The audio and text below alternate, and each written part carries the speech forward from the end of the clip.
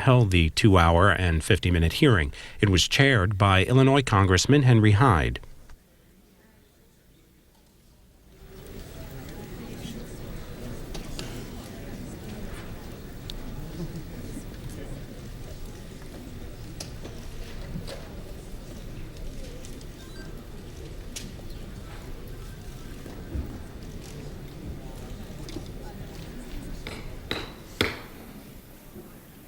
The committee will come to order.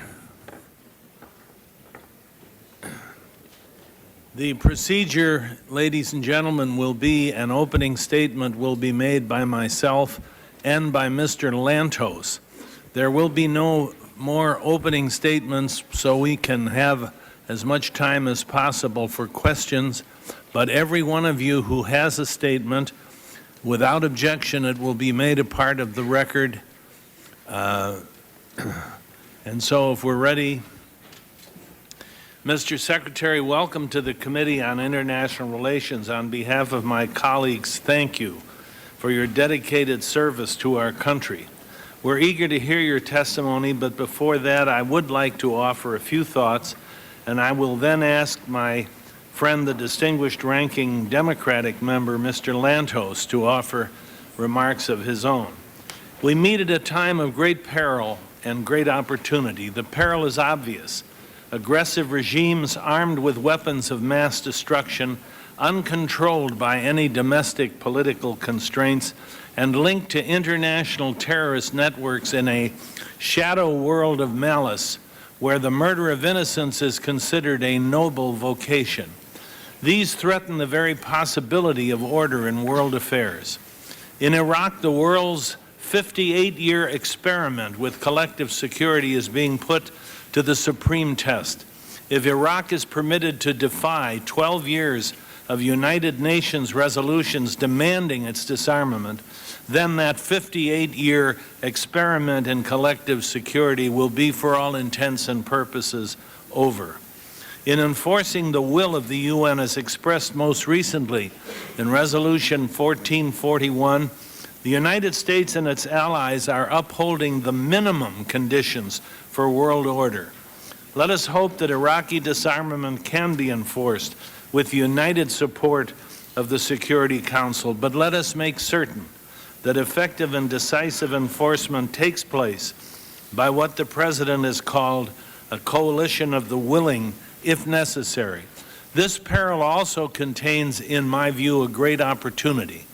The opportunity is to recast the politics of a turbulent region of the world so that opportunities for real stability are created. What we often call stability in the Middle East has been for the past half-century the most volatile instability.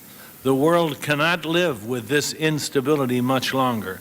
It threatens world peace, it threatens the global economy, and as the bitter lesson of September 11 taught us, the instability of the Middle East can now reach around the globe and directly threaten the security of the people of the United States.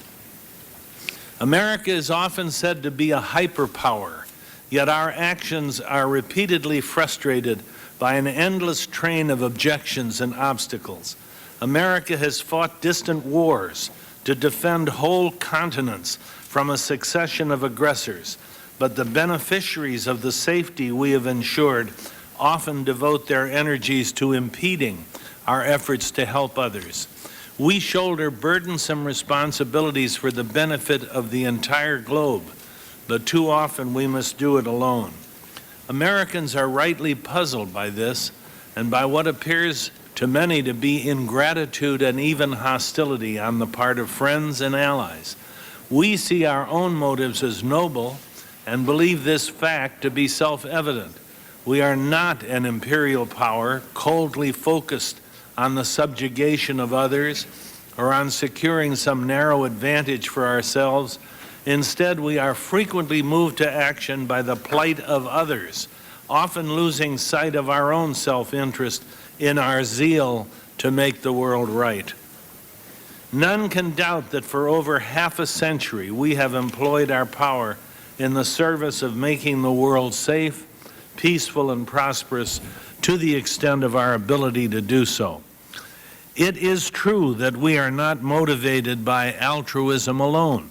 We cannot be, for we have a responsibility for our own welfare that cannot be delegated to others, not even the United Nations. But altruism has always been woven into the policies of our republic. Given the nature of our fundamental principles and beliefs, it cannot be otherwise. How is it then that we do so much for so many others and yet have to plead for their support? Why is it always so difficult to enlist others in causes from which all benefit? Why do we carry global responsibilities, yet others feel no need to assume a share of the collective burden? While it may be tempting to resent our allies and others for what appears as cynical and perverse behavior, the truth is, this puzzle is one of our own making.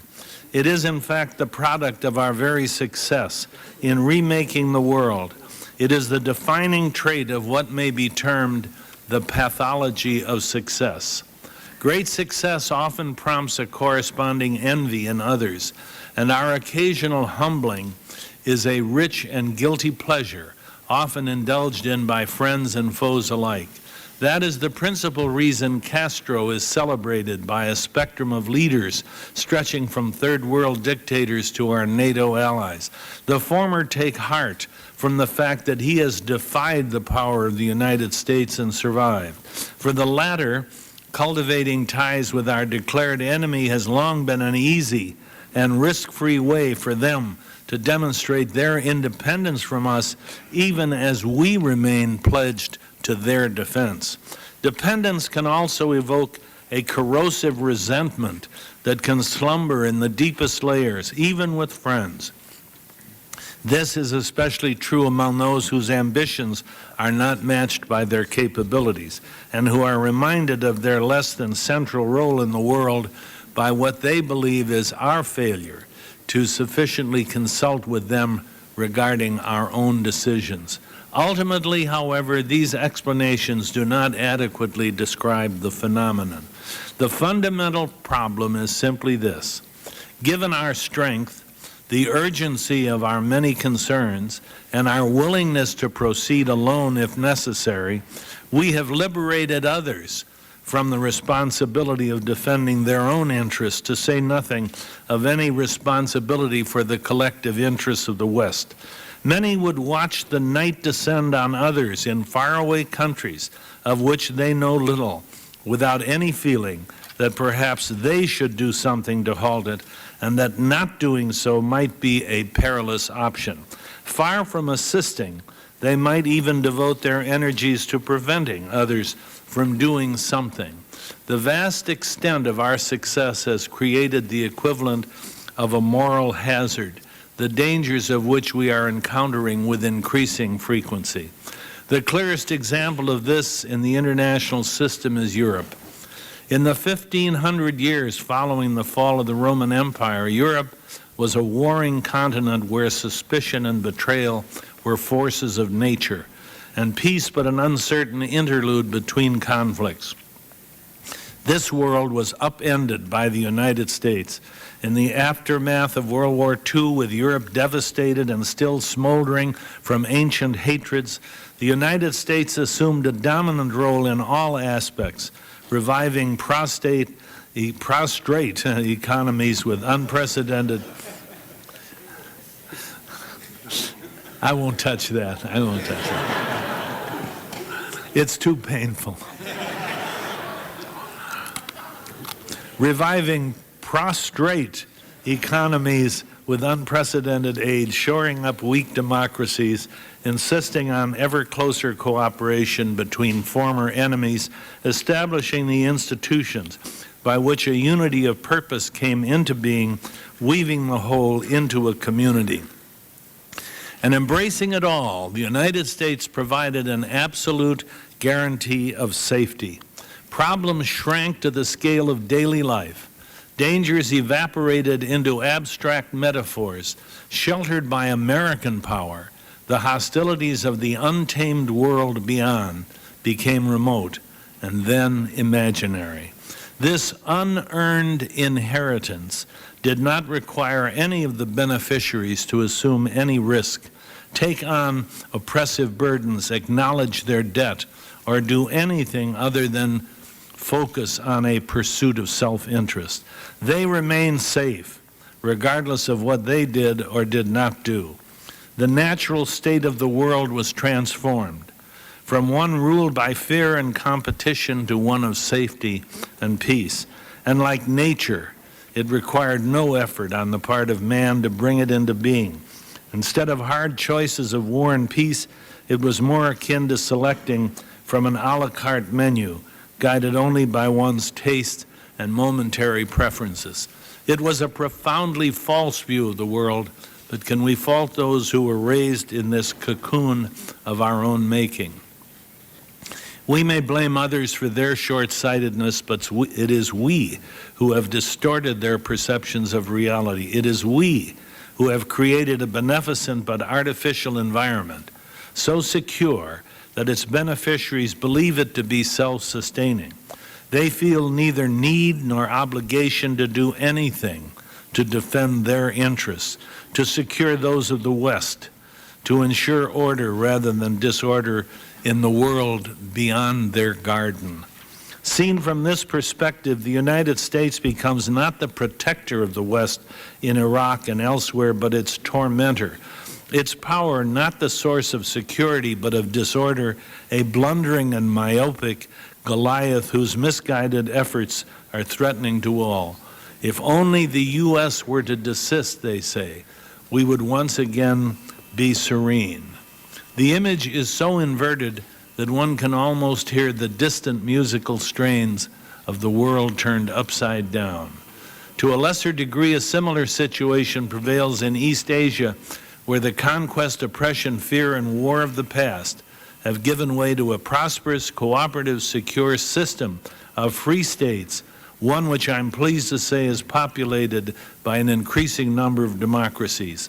The United States played a direct hand in bringing about many of these historic changes, but its most profound contribution was to create and defend a nurturing and secure environment in which this transformation could take place. And we have defended it with tens of thousands of American dead and uncounted billions in treasure. But here again, we see the dangerous abdication of responsibility that has risen out of the artificial environment we have established. All problems have become America's responsibility, while others, even those with more immediate interests than our own, stand on the sidelines offering passive encouragement or vocal abuse. We see the absurdity of this situation in the current crisis regarding North Korea. Somehow this problem is judged by both ourselves and others to be ours, and ours almost alone.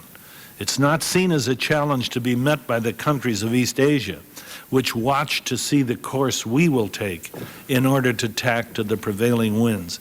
It's not assumed to be that of the rest of the world, which distractedly wonders why the U.S. has not yet resolved this faraway problem. Nor is it that of China, whose influence in Pyongyang is paramount, and without whose assistance the regime would quickly collapse. It's not even that of South Korea, which we liberated at great cost in young lives and have defended from conquest for over half a century, but where we are now openly accused of being the unwelcome source of that peninsula's misfortunes. The familiarity of these problems, however, obscures a deeper danger. We've entered a new and more threatening century, one in which the civilized world will be under increasing assault from the forces of terror and dismemberment. These forces cannot be dissuaded by reason or by the paying of tribute.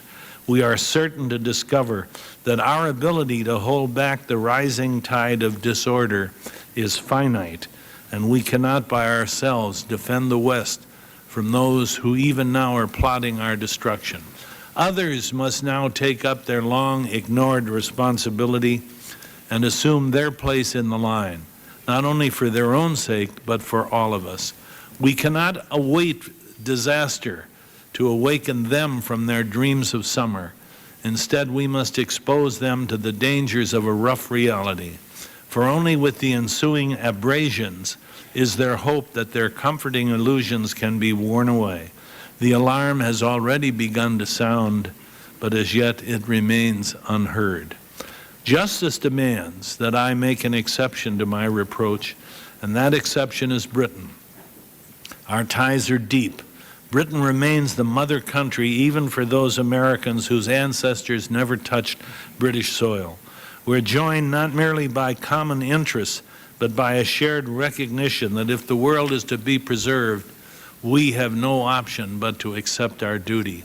For Britain, the term ally is insufficient. We are in truth partners.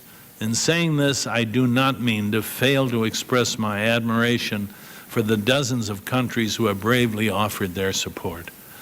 We have made much of the world a welcoming one for all the wondrous things to which mankind has aspired over the centuries, but we have also established it on a perilous foundation, one that permits its citizens a fatal irresponsibility.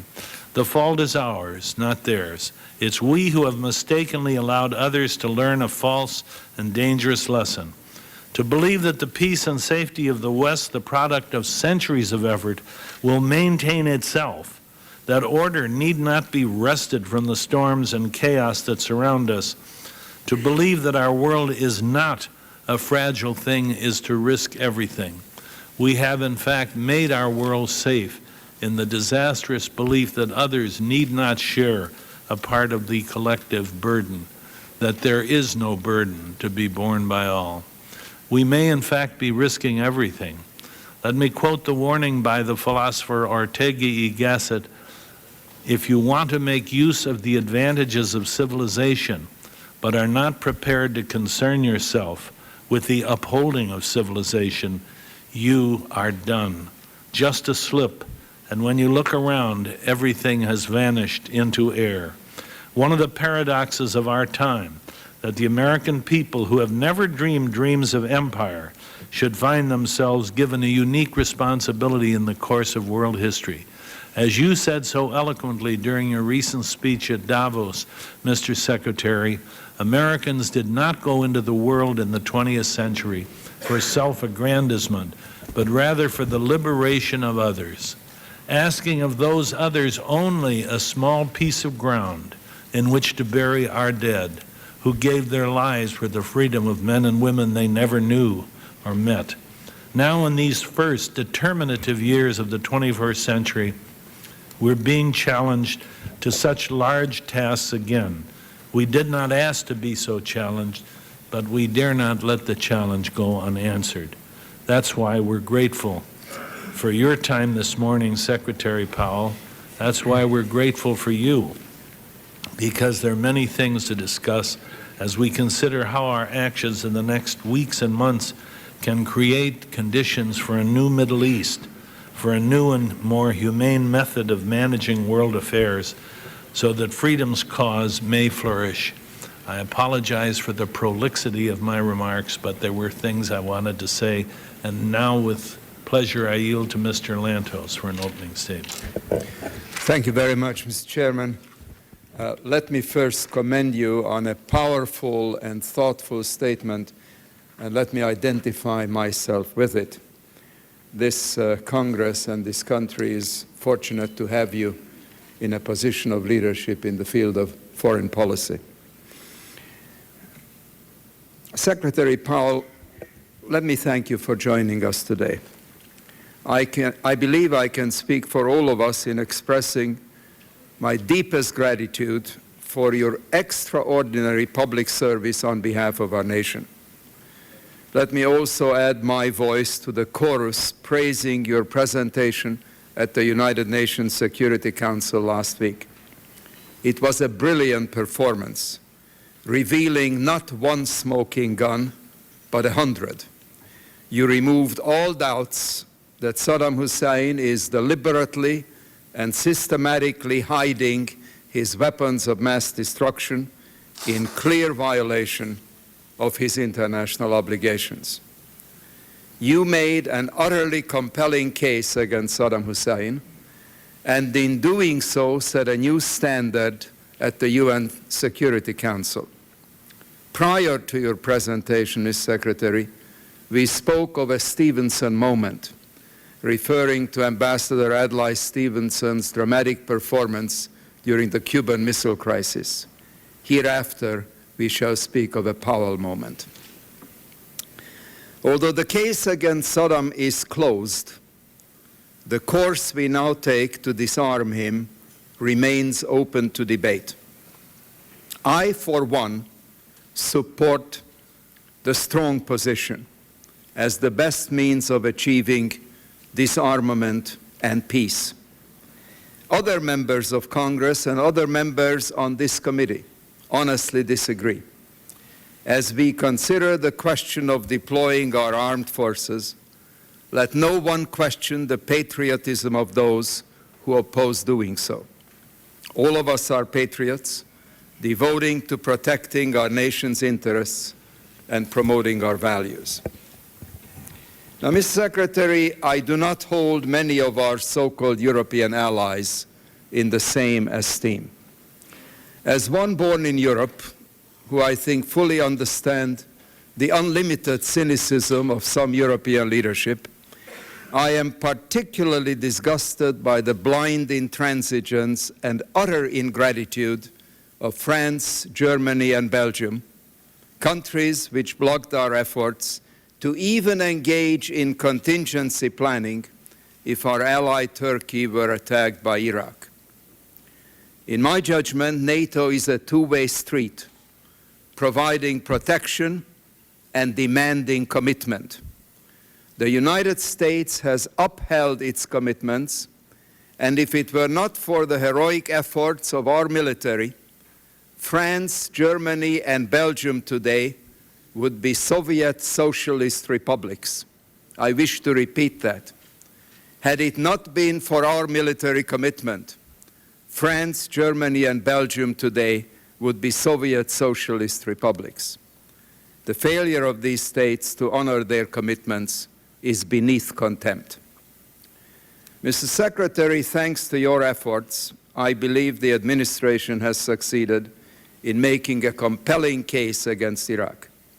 It has not yet succeeded, however, in marshalling the energies, resources, and passions of the American people for this fight.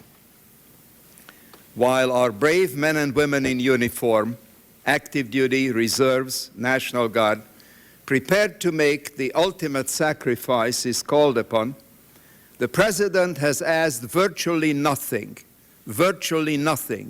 of Americans on the home front. The recent death of U.S. military and diplomatic personnel to enemy fire in Afghanistan, Kuwait, and Jordan just underscores the disparity in the sacrifices Americans are called upon to make. Ms. Secretary, you certainly know the meaning of sacrifice. As a lifelong soldier and public servant, you have laid your life on the line for your country for decades. Many of us of earlier generations also know the meaning of sacrifice. We know that our freedom is not free, that our nation's blessings are as much hard-earned as they are God-given. We also know the value of shared sacrifice in unifying our nation behind a worthy cause. The administration, however, clearly does not fully appreciate the value of shared sacrifice. This is most evident in its tax policies.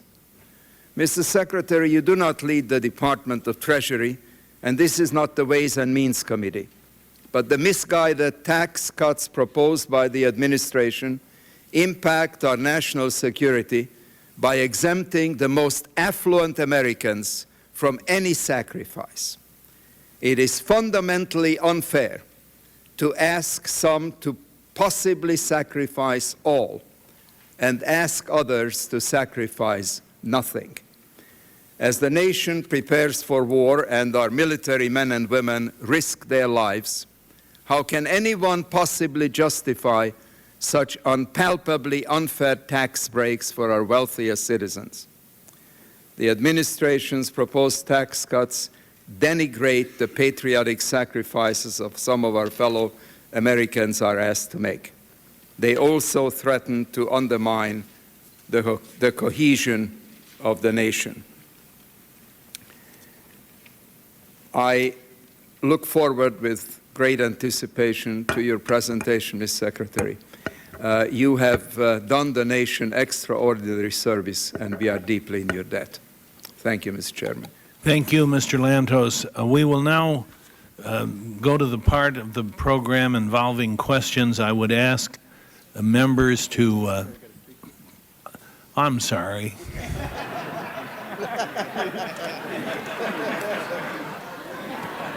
It is Lincoln's birthday. I thought I would save you from defending tax policy. It's indefensible, Mr. Chairman. We'll have Economics 101 later, but Mr. Secretary, please take extra time. The more taxes you cut, the more money we get. Thank you very much, Mr. Chairman. I was about to lay prostrate before the committee.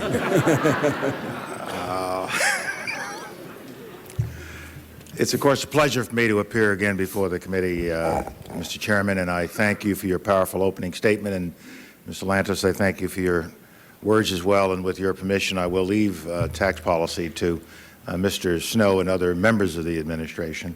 Shows great wisdom. But it is a pleasure to be before the committee again, and to begin by thanking all of the members of the committee for the solid support that you have provided to me, but more importantly to the department, and even more importantly to the men and women of the Department of State who are serving their nation with such distinction around the world, and as was noted by Mr. Lantos, putting themselves in harm's way and taking casualties just like soldiers do. And knowing that they have your support means a lot to them. And I'm here this morning to ask for your support again in the upcoming fiscal year. I will get, I'm sure, in the course of questioning, the opportunity to talk about all of the various regional issues you mentioned, Mr. Chairman, but I hope that you will bear with me as I focus on the budget for just a few moments. And with your permission, Mr. Chairman, I do have a full statement which I would like to submit for the record, and then just shorten that statement with a few words. Mr. Chairman, members of the committee, I am pleased to appear before you to testify in support of the President's International Affairs budget for fiscal year 2004. Funding requested for FY 2004 for the Department of State, USAID, and other foreign affairs agencies is $28.5 billion. The President's budget will allow the United States to, first, target security and economic assistance to sustain key countries supporting us in the war on terrorism, and help us to stem the proliferation of weapons of mass destruction. Next, this budget will help us launch the Millennium Challenge Account, a new partnership generating support to countries that rule justly, that invest in their people, and encourage economic freedom. Also strengthen the United States and global commitment to fighting HIV/AIDS and alleviating humanitarian hardships.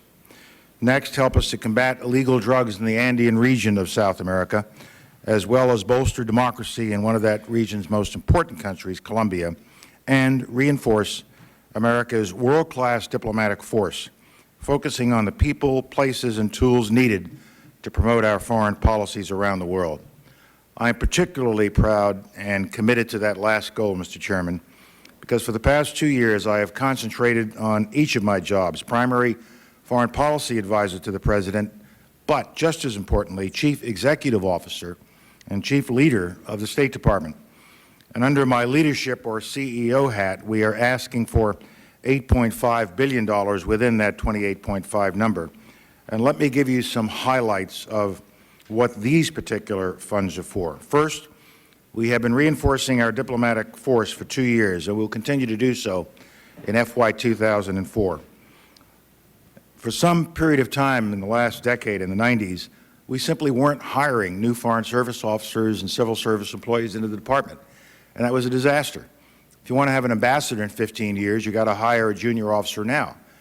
Just as if you want to have a battalion commander in 15 years, you got to hire a second lieutenant now. You can't have air bubbles in a personnel pipeline. We've turned that around. We are encouraging Americans to come forward and apply to be members of this wonderful State Department of ours, and they have been responding. In the last 2 years, some 80,000 young Americans have signed up to take the Foreign Service written exam, a very tough exam. We're also reaching out more throughout our society so that the State Department can look more like America and more like the world. And I'm pleased that in the last Foreign Service exam, for example, 38% of those passing the exam were minorities. And so we're reaching out throughout all of the communities of America to get more young Americans to step forward, and they are stepping forward. But if Congress doesn't give me the money to hire some of them, then I'm wasting my time. And so I'm very pleased that Congress has been willing to do that. And in this new submission, I'll be able to hire 399 more professionals to help the President carry out the nation's foreign policy. And this third year of this increased hiring will amount to 1,100 new professionals within the department, and it gets us well above the attrition level. So people can go to training. People can do other things other than just deal with the daily workload. We'll have a little bit of flexibility in our personnel system. Moreover, completion of these hires will show to the department that what we said at the beginning of this administration came true. We believe in the department. We believe in taking care of our people and giving them the additional people to join them to get the work done. Second, I promise to bring state-of-the-art communications capability to the department, because people who can't communicate rapidly and effectively in today's globalizing world can't carry out our foreign policy. I told the members of the department that before I left, I wanted every person in the department, no matter where they were in the world, to have Internet capability on their desk, classified and unclassified, and we're charging forward on that goal. We have to make sure that we are in tune with the kind of world we're living in with respect to information technology, with respect to the speed of communication. By way of illustration of how we're trying to do this, after my presentation to the UN last Wednesday afternoon, within minutes, it was all being translated into multiple languages, being instantly downloaded at all of our embassies. All of our embassy teams prepared to take that presentation, turn it around, get it out to the people in the countries in which they are accredited to. And we have got to be able to do that more and more on an instantaneous basis. I've told some of my staff members that on Thursday morning, looking at the reviews of Wednesday's presentation and some of the pictures, the picture that touched me the most as I looked through the newspapers was a picture of a ready room in an aircraft carrier. And these Marine aviators were sitting in their flight seats, these seats where they get briefed for a mission. And they were sitting in the ready room watching the presentation that I was making at the UN the day before. So they're not waiting to read it in a newspaper. They're not waiting for a brilliant talking head to explain it to them. They're not waiting for the evening news. They're getting the information instantaneously direct to the consumer, them. And nobody had more of an interest in what I was talking about than these young aviators who may well have to go into combat. So that ability to communicate instantaneously, to spread knowledge instantaneously, I've got to drive that into every single corner of the State Department and put it on every desk in the State Department. And we're well along the way to doing that, and I ask for your continued support. Also, with respect to my CEO role, I wanted to sweep the slate clean and completely revamp the way we construct our embassies and other overseas facilities. I found a program that was in some difficulty when I arrived. I put in charge General Chuck Williams, who you've all come to know, former Army officer, Corps of Engineer officer, and he's turned the place around, and he's got a great team working with him. Our embassies are now coming in under cost, more cheaply. We reduced the cost of building. We are using the most modern management techniques with respect to construction, and I ask you again for solid support for that program in the neighborhood of $1.5 billion this year. Mr. Chairman, as the principal foreign policy advisor to President Bush, I have budget priorities as well in that hat.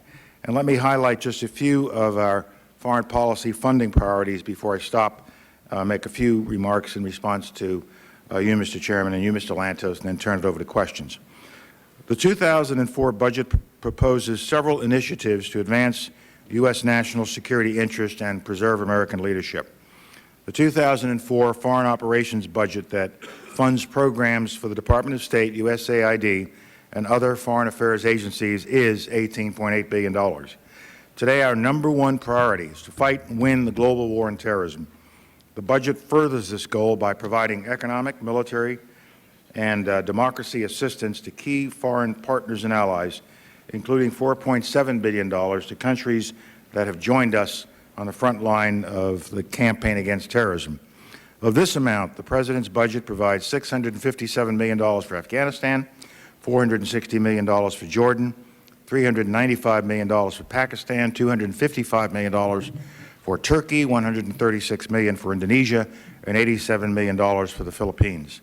In Afghanistan, the funding will be used to fulfill our commitment to rebuild Afghanistan's road network. In addition, it will establish security through a national military and national police force, establish broad-based and accountable governance through democratic institutions and an active civil society, ensure a peace dividend for the Afghan people through economic reconstruction, and provide humanitarian assistance to sustain returning refugees and displaced persons.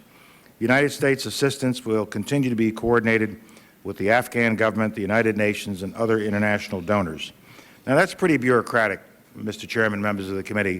The bottom line is we have a success story in Afghanistan. Is it still fragile? Yes. Are there still al-Qaeda elements and Taliban elements running around? Yes. Are we going to be there a long time? Yes. But what we have accomplished in the last year and a half or so has been rather incredible. When you consider that we removed a terrible regime, we flushed al-Qaeda so that they're on the run, we put in place a government that is representative of the people, and respectful of the people. We have started the reconstruction effort to put in roads and schools and hospitals. Women are now being integrated into public life throughout Afghanistan. Over 1 million refugees have returned to this country. By voting in that way with their feet, they are showing confidence in the future of Afghanistan, and we can be proud that we helped give the Afghan people that confidence. Mr. Chairman, I also want to emphasize our efforts to decrease the threats posed by terrorist groups, rogue states, and other non-state actors with regard to weapons of mass destruction and related technology. To achieve this goal, we must strengthen partnerships with countries that share our views in dealing with the threat of terrorism and resolving regional conflicts. The 2004 budget requests $35 million for the Non-Proliferation and Disarmament Fund, more than double the 2003 request.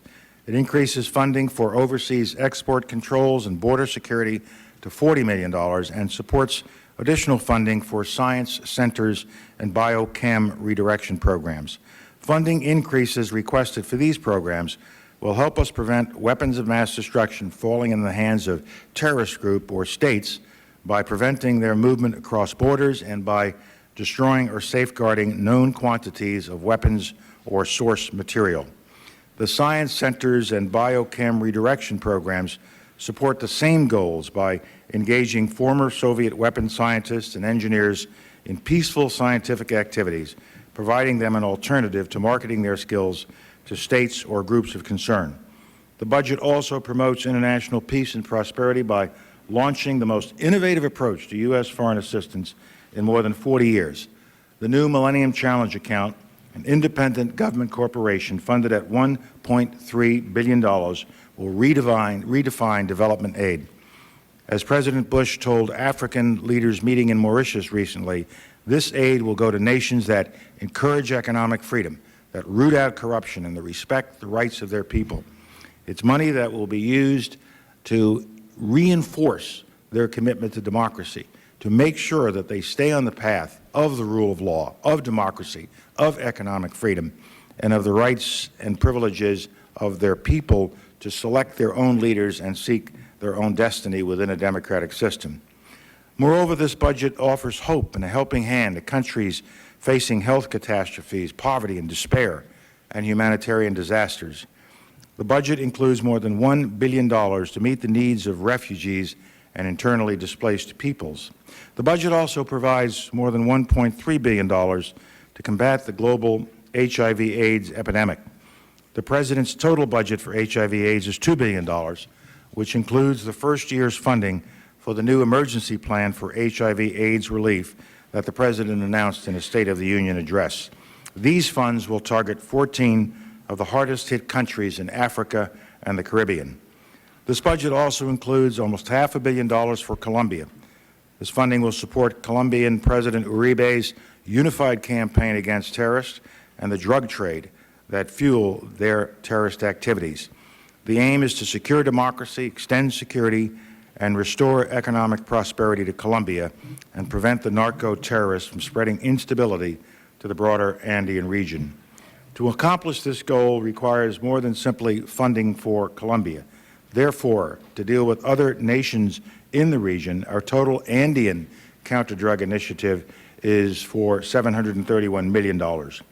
Critical components of this effort include resumption of the air bridge denial program to stop internal and cross-border aerial trafficking and illicit drugs, stepped-up eradication and alternative development efforts, and technical assistance to strengthen Colombia's police and judicial institutions.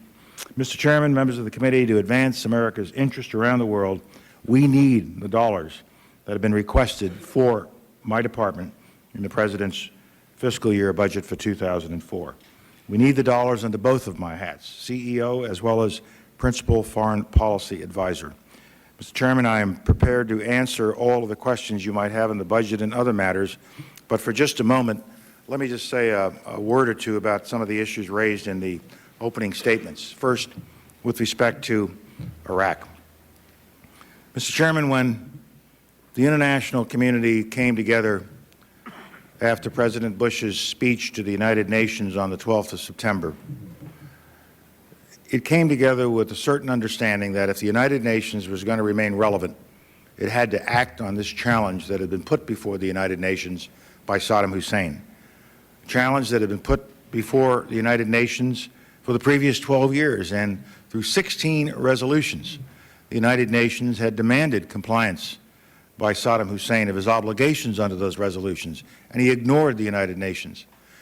The President went to the United Nations because this was a problem, as you noted, sir, not just for the United States, but for the whole world. Saddam Hussein is a threat to his own people, he's a threat to his neighbors, and ultimately he'll be a threat to the whole world with the development of weapons of mass destruction. This was not a charge dreamed up by the United States of America. It was a statement of the Security Council of the United Nations, repeated year after year after year. And what the President said to them on the 12th of September, it's time to get serious and put action to the words. Over the next 7.5 weeks, I worked with my colleagues in the Security Council, and we came up with a strong resolution, Resolution 1441, which was passed on the 8th of November. This resolution did several things which sometimes people forget, and some of the people who voted for the resolution forget. First and foremost, it said Saddam Hussein and the Iraqi regime are guilty. It isn't a matter of needing more evidence. They have been found guilty previously. They are guilty now. They remain in material breach of their obligations under previous resolutions. So there's no question about whether they're guilty or not, and every member voting that day understood that simple proposition. Second, we said there's a way to resolve this to the Iraqi regime. There's a way to get out of this problem that you have put yourself in, and that way is to comply, to give up your weapons of mass destruction, to turn over the documents, to make people available to be interviewed, scientists and engineers, to bring them out of the country so they won't be intimidated, to show us where these facilities are, to bring forth all that you have been doing. And that's what the resolution called for Iraq to do. To help you, we will strengthen the inspection system and give more authority to Dr. Blix and Dr. Al-Baradei in order to help Iraq comply. And then finally, to make sure that Iraq understood the seriousness of this issue, the final part of the resolution clearly said that if there are new material breaches, further material breaches, meaning Iraq has not complied as it must, then serious consequences will flow. Every member sitting in the council that day and all of their capitals understood that serious consequences meant if Iraq did not take this last chance, this last opportunity to come into compliance, they would face military force in order to bring them into compliance, in order to disarm them. There was no confusion in that council that day, I can assure you, because we worked on that document for 7.5 weeks. We now have 3 months of experience under that resolution, and Saddam Hussein has not complied. He sent forward a false declaration 30 days after the resolution was enacted, 1 day short of 30 days. And in that declaration, he gave us a lot of smoke. We specifically put that in there as an early requirement, a 30-day requirement, in order to test him, to see whether or not he was going to seriously undertake his obligations. He failed the test. Nobody can dispute that. He has also failed to give the inspectors the kind of cooperation that is needed for the inspectors to do their work. I don't think there's any dispute about that, and we'll hear more about this from Dr. Blix and Dr. El-Baradei on Friday. And so we are reaching a moment of truth with respect to this resolution and whether it meant anything or not. We are reaching a moment of truth with respect to the relevance of the United Nations Security Council to impose its will on a nation such as Iraq, which has ignored the will of the Council for the last 12 years. And we are reaching a moment of truth as to whether or not this matter will be resolved peacefully or will be resolved by military conflict. The President still hopes it can be resolved peacefully. I think everybody has that hope. I have that hope. I don't like war. I've been in war. I've sent men into war. I've seen friends die in war. Nobody wants war. But sometimes it's necessary when you need it to maintain international order. And the United States is prepared to lead a coalition, either under UN auspices or, if the UN will not act, demonstrates its irrelevance, and then the United States is prepared with a coalition of the willing to act. And it will be a good coalition, a strong coalition. There are some of my European colleagues right now who are resisting the natural flow of this resolution and what's supposed to happen. They want to have more inspectors. More inspectors aren't the issue. Dr. Blix hasn't asked for more inspectors. Dr. El-Baradei has not asked for more inspectors. It's not clear Saddam Hussein would let more inspectors in. But that's not the issue. The issue is lack of Iraqi compliance. And just to say we need more inspectors is a way of delaying, of diverting attention from the basic proposition Iraq is not complying, and the resolution spelled out clearly what should happen at that time. And the United States will not shrink back from the obligations that we undertook when we worked to get that resolution passed. I hope that in the days ahead we will be able to rally the United Nations around the original resolution and what other resolution might be necessary in order to satisfy the political needs of a number of the countries. But the United States will not be deterred. Iraq must be disarmed peacefully or through the use of military force. And it is interesting and challenging, Mr. Chairman, to watch the politics of this unfold, especially within Europe. France and Germany are resisting. They believe that more inspections, more time. The question I put to them is, why more inspectors and how much more time? Or are you just delaying for the sake of delaying in order to get Saddam Hussein off the hook and no disarmament? That's a challenge that I will put to them again this Friday and next week as debate continues on this issue. Nations such as the United Kingdom, Spain, Italy, many of the newly independent states who were once enslaved and under dictators who understand the consequences of not dealing with a dictator when one should deal with a dictator are solidly on our side. We have these debates within NATO and within Europe all the time. Financial Times made reference this morning to Charles de Gaulle back in 1956 saying the United States is a superpower that has to be brought under control. And so we've seen these kinds of expressions and hyperpower complaints previously. I still believe that it is possible to rally the international community to discharge its obligations. All of the nations that we are now having debates with are, at the end of the day, allies and friends of ours. We've had our disagreements, we've had our fights in the past, and we have always managed to find a way forward. And it's my job as Secretary of State to work with these nations and find a way forward, but never by compromising our principles and our strong beliefs, but by using the power of our principles to convince others of what we should do in a collective fashion. One final point, Mr. Chairman. Somebody asked me yesterday, well, suppose there is a military conflict. Infidels would be going into Iraq. Isn't that going to be terrible? Isn't going to just all kinds of heck going to break loose? I said, yeah, well, nobody complained when infidels went into Kuwait to save the people of Kuwait from an Iraqi invasion. We were welcomed by the Muslim population of Kuwait, which had been invaded by a Muslim nation. Nobody talked about infidels when we acted in Kosovo a few years ago. Nobody talked about infidels when we were in Afghanistan today, because what the Afghan people are learning today is what the people of Japan and Germany and so many other places have learned over the years. America comes in peace.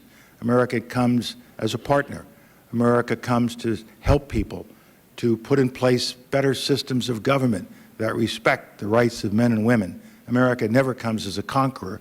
America comes to do the principal thing in the interest of peace and the interest of stability. And that will continue to be the philosophy by which this president runs our foreign policy. Mr. Chairman, let me just stop there in the interest of time. Thank you very much for a very fascinating statement. I will now go to the questions, and I ask the members to be as succinct as they can and not trespass on someone else's 5 minutes. And we'll start with Mr. Leach. Well, thank you, Mr. Chairman. Thank you, Mr. Secretary, for a thoughtful presentation, particularly your ending assertions. It strikes, I think, all of the American people that the Iraqi dilemma is self-evident in the sense that there are a massive number of unknowns. That is, intervention could be short, decisive, respected around the world, if not supported. On the other hand, rather than lessening the likelihood of use of weapons of mass destruction, it might precipitate their utilization and might as well increase terrorism from many quarters. In this context, as well as in the context of the massing of forces in the region, it would seem that the only win-win prospect for the American people, the Iraqi people, and everybody else in the region would be in the next few days for Saddam Hussein and his cohorts to abdicate and accept asylum. The problem with asylum is that it's an idea in search of a strategy. And so my question is the United States prepared to accept as part of a UN resolution or in other ways to urge the Secretary General of the United Nations to advance an asylum strategy to Saddam and his cohorts? The likelihood of its acceptance might not be high. On the other hand, an offer would underscore to the world that our issues with Saddam, our issues with the weapons of mass destruction program, and not necessarily with Iraqi sovereignty or Iraqi oil. And so my query is there more than simply contemplation of asylum within this administration? Is there a strategy to advance it? And is the United States prepared to press an asylum option before invading? We are not only discussing it, we are in touch with a number of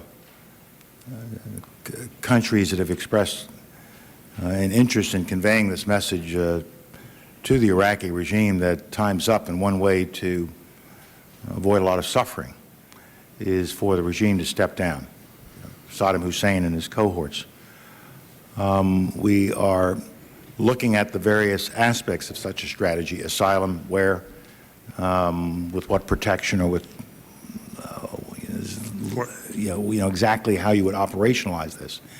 I haven't had a direct conversation with the Secretary General about it, but as part of our contemplation and our strategizing of this issue, it would ultimately require some kind of United Nations participation in order to make sure that we can do it in a way that would actually entice him to seek asylum. So it is something we're looking at, and we recognize the attractiveness of such an option. It avoids a lot of problems, and it would have to include him, and it would have to include his top level. We would have to get the whole infection out and then get on with the healing process. Thank you, Mr. Secretary. The next will be Mr. Lantos. I might announce to the new members, the procedure we follow is we call you in the order in which you arrived at the hearing. That scorecard is kept by the staff, and so if it seems to be going out of order occasionally, it's due to the idiosyncrasies of that tradition, which we still live by. Mr. Lantos. Thank you, Mr. Chairman. Mr. Secretary, thank you for a very cogent statement. Let me assure you that the department's request will be given very careful and very sympathetic consideration, as we have done in the past. You indicated, and we all know, that in the next few days, the UN Security Council will be at the focus of attention globally. Now, I think it's important for us to spend a minute and get your views of what, in fact, the United Nations is. The first legislative act of the House of Representatives yesterday evening was to pass a resolution overwhelmingly expressing our outrage at Libya's chairmanship of the UN Human Rights Commission, expressing our outrage that within a few weeks, Iraq, and I am sober, Iraq will be the chairman of the UN Conference on Disarmament. Now, I think it's sort of important for you as Secretary of State to make it clear to the American people that while the UN has many useful functions, it does not represent the conscience of mankind, and it does not represent a housekeeping seal of approval if they do something or if they fail to do something. As you know as well as I do, statistics show, public opinion surveys show, that there is a far greater support for action vis-à-vis Iraq if it is following a UN Security Council resolution or without a UN Security Council resolution. I think to some extent, with the best of intentions, we have been guilty in building up the importance of the UN in the public mind way above what it deserves. The UN is a useful instrument, but there are profound limitations on its usefulness. And as you have stated so often, the UN Security Council must demonstrate that it is still relevant. And if it is irrelevant, we must say so and proceed. As you know, many of us in this body are working for an alliance of democratic nations within the UN structure, nations which should have jobs such as chairmanship of the UN Human Rights Commission, rather than this absurd phenomenon of Libya, one of the prime violators of human rights globally, serving as chairman. I'd be grateful if you would share with us your view of the UN Security Council, and their relevance to what will happen in the next few weeks. Mr. Lantos, obviously we were as outraged as you are and the members are over the fact that under the procedures of the UN trying to accommodate the desires, needs, wants of some 190-odd nations, I think it's 191 now, with regional groupings have put in place a set of procedures and rules over the years as to who gets to chair what committee. With respect to Libya chairing the Human Rights Commission, it is ludicrous. Nevertheless, the rules that were being followed teed that up. We fought it, and we voted against it, and we forced a vote so everybody could see who was in favor or not in favor of this. And let the record show that only Canada and Peru stood with us. Yes, Canada, I'm not less sure about Peru, but yes, only 3 nations voted for not seating Libya. The case of Iraq is even more outrageous in the sense that the Conference on Disarmament runs its chairmanship by alphabetical order.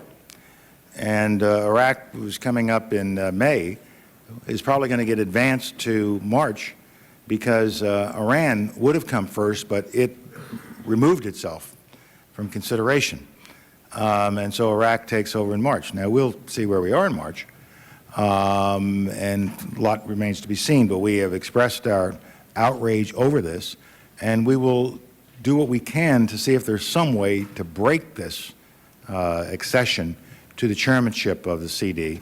And if we are unable to do that because of the rules of the UN, then we will act accordingly during the period that Iraq would be in the chairmanship, and we would simply find ways not to participate. With respect to the UN, I'm a great believer in and supporter of the United Nations. It is a complex organization, but I think you got to have something like it, and it has done remarkably good work over the years. It is not well suited to running a military operation, for example, but when you look at what it's done in other areas of peacekeeping, when you look at East Timor, when you look at Cambodia, you look at some of the things that have been done here in our own region, the United Nations has performed a valuable role. But it should not always be seen as you can't do anything unless the UN says you can do it. We have a lot of experience, Kosovo being a perfect example, where we acted in the absence of UN permission. When we defended our interest in Panama in 1989, the UN condemned us. We did what we had to do anyway with the Panama invasion.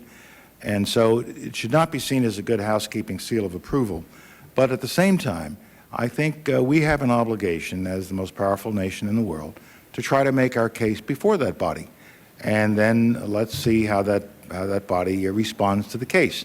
And if I may, Mr. Lantos, many of our friends and closest allies, such as the United Kingdom, they do have more of a need for this kind of support, both as a legal matter in some circumstances, as well as a political and public matter, in order to join us in some of the efforts that we undertake. Mr. Beerider. Thank you, Mr. Secretary. Thank you, Mr. Chairman. Mr. Secretary, thank you very much for your statement and your leadership. I wanted to inform you, Mr. Secretary, that in October of this past year, Congressman Berman and I initiated a letter to the President asking for a robust increase in the FY 2004 international affairs budget as a key component to our military and intelligence capabilities in the battle against terrorism, the effort to build global stability. That was signed by 103 members, including 26 people that you have before you here, and many of the members were not in the Congress or not on this committee, undoubtedly would be on that list as well. This follows the similar action last year, so I think that the charge that we're not supportive in any fashion for spending what is necessary, especially since it's being spent well under your leadership, is bogus, and I wanted you to have that reassurance. It includes the chairman and the ranking member, Mr. Lantos, as well. I am doing a few things you might guess on the NATO issue, and I won't go into details except we're going to try to reassure Turkey that failing to convince the 3 recalcitrant members, the House will express its intent to assist Turkey in its defense and enlist all the potential allies that we can in that effort. I want to particularly commend you for what you're attempting to do with respect to embassy construction. And I think that the initiative on capital security cost-sharing program, while on an interagency basis, complicated and contentious, is the right way to go. And if you need legislation, I'm sure that this committee would consider it and act expeditiously. That's my expectation. I also think that your effort to bring the State Department into the 21st century on information technology is certainly overdue and deserves our full support. With respect to the embassy construction, you may remember this is the first thing I came to talk to you about after you took over your job about 2 weeks into your tenure. And you expressed your confidence in General Williams, and I'm sure that was well placed. And the progress you've made is great. I still think, as you may know, that this half step, important as it is, needs to be followed by more steps, including potential for lease purchase and for turnkey operations. Serbia is one of the countries you've listed for a new embassy, and I walked through that embassy just after we were able to do that again. I'm glad that you have squelched any interest in the department about reconstruction. It's not feasible. So a new embassy absolutely is the way to go, and I hope that minuscule site that we have will not be considered for the new embassy, because you can't build a safe one there. Finally, I have two questions. The first one on Kosovo, the second on Afghanistan. I want to have a confirmation, if I could, that it has been the Clinton administration and the Bush administration policy that we are not encouraging independence for Kosovo at this point, since there is an effort being led by a former member to push the Congress for action on that. I'd like a confirmation that is our continued position. Secondly, on Afghanistan, I have felt that one of the keys to Afghanistan's success as a viable economic country, a democratic country, would be to restore its ability to feed itself, to focus on that rural economy and the fact they don't have any components to make it viable. So you might want to comment on that subject and whether or not the delay in appropriations for AID under FY 2003 has hurt our efforts. And finally, to suggest that perhaps your top person, the administrator, could explain to us what they're doing on rural development in Afghanistan as a part of an overall program. Thank you, Mr. Secretary. On Kosovo, sir, I reaffirm the policy. On Afghanistan, any delay in getting appropriated funds, especially the 2003 request, and it keeps us from doing the kinds of things we ought to be doing. We need to be pushing as much of the money that we have appropriated or plan to appropriate for Afghanistan into those programs. We've got to get the agricultural sector up as fast as possible, restoring irrigation systems. This is a country that can feed itself. This is a country that, if we can get the agricultural sector back up, will not only feed itself, but it will really help jumpstart the economy. So anything that can be done to get funds into the pipeline is very, very important to our efforts in Afghanistan, for that matter, many other places in the world. With respect to the rural development issues, I would like to provide for the record a better answer on that after talking to our AID folks. If I may just say, sir, on Turkey, Turkey will be defended. I mean, we have already determined how to do that. It'd be much better if NATO would act as a alliance on this and not allow itself to be tied up in knots by 3 of the 19 nations. But 16 nations are there, ready to act, ready to do the job. And I still have some optimism that we'll find a solution over the next 2 to 3 days. In my car driving up here just a few moments before the hearing, I had another conversation with German Foreign Minister Joschka Fischer, who's about to enter a meeting with the French Foreign Minister to discuss this issue. So let's hope we can find a way forward on that particular issue. Thank you for your support of our construction efforts, and I will make sure that we've got the Serbian one under control. I just was showing these to the President this morning, Mr. Beretta. That's new embassy at Dar es Salaam in Tanzania that's just been opened, and Nairobi just been opened, and a wonderful facility that'll be opened in Istanbul, Turkey in the very near future as well in April. So these things are coming online. There's commonality of utilities. There are construction efficiencies that we are now starting to achieve, and I think we got this program well under control. Mr. Berman. Well, thank you, Mr. Chairman. I remember, Mr. Secretary, when you came here 2 years ago, and you made it very clear your commitment to ensure that the downward spiral of funding for both the State Department's diplomatic operations and the foreign assistance program would not continue, and that, to the contrary, it would increase. And I think with the budget, notwithstanding my terrible distress at certain aspects of the President's budget, and Mr. Lantos made reference to it, the fact is, in the foreign relations function, with some questions still to be answered about to what extent assistance and Millennium Challenge account funding are double counted, it looks like you have made a serious reversal in that downward decline with this year's budget, and I think my own sense is that wouldn't have happened without your very strong efforts with the Office of Management Budget, and I think you're to be congratulated. But what I'd like you to do is to talk, once again, you must get tired of talking about it, but about Iraq. I believe in the correctness of what the administration is doing here and the pressure that it is applying in a very serious way to try and produce the desired result.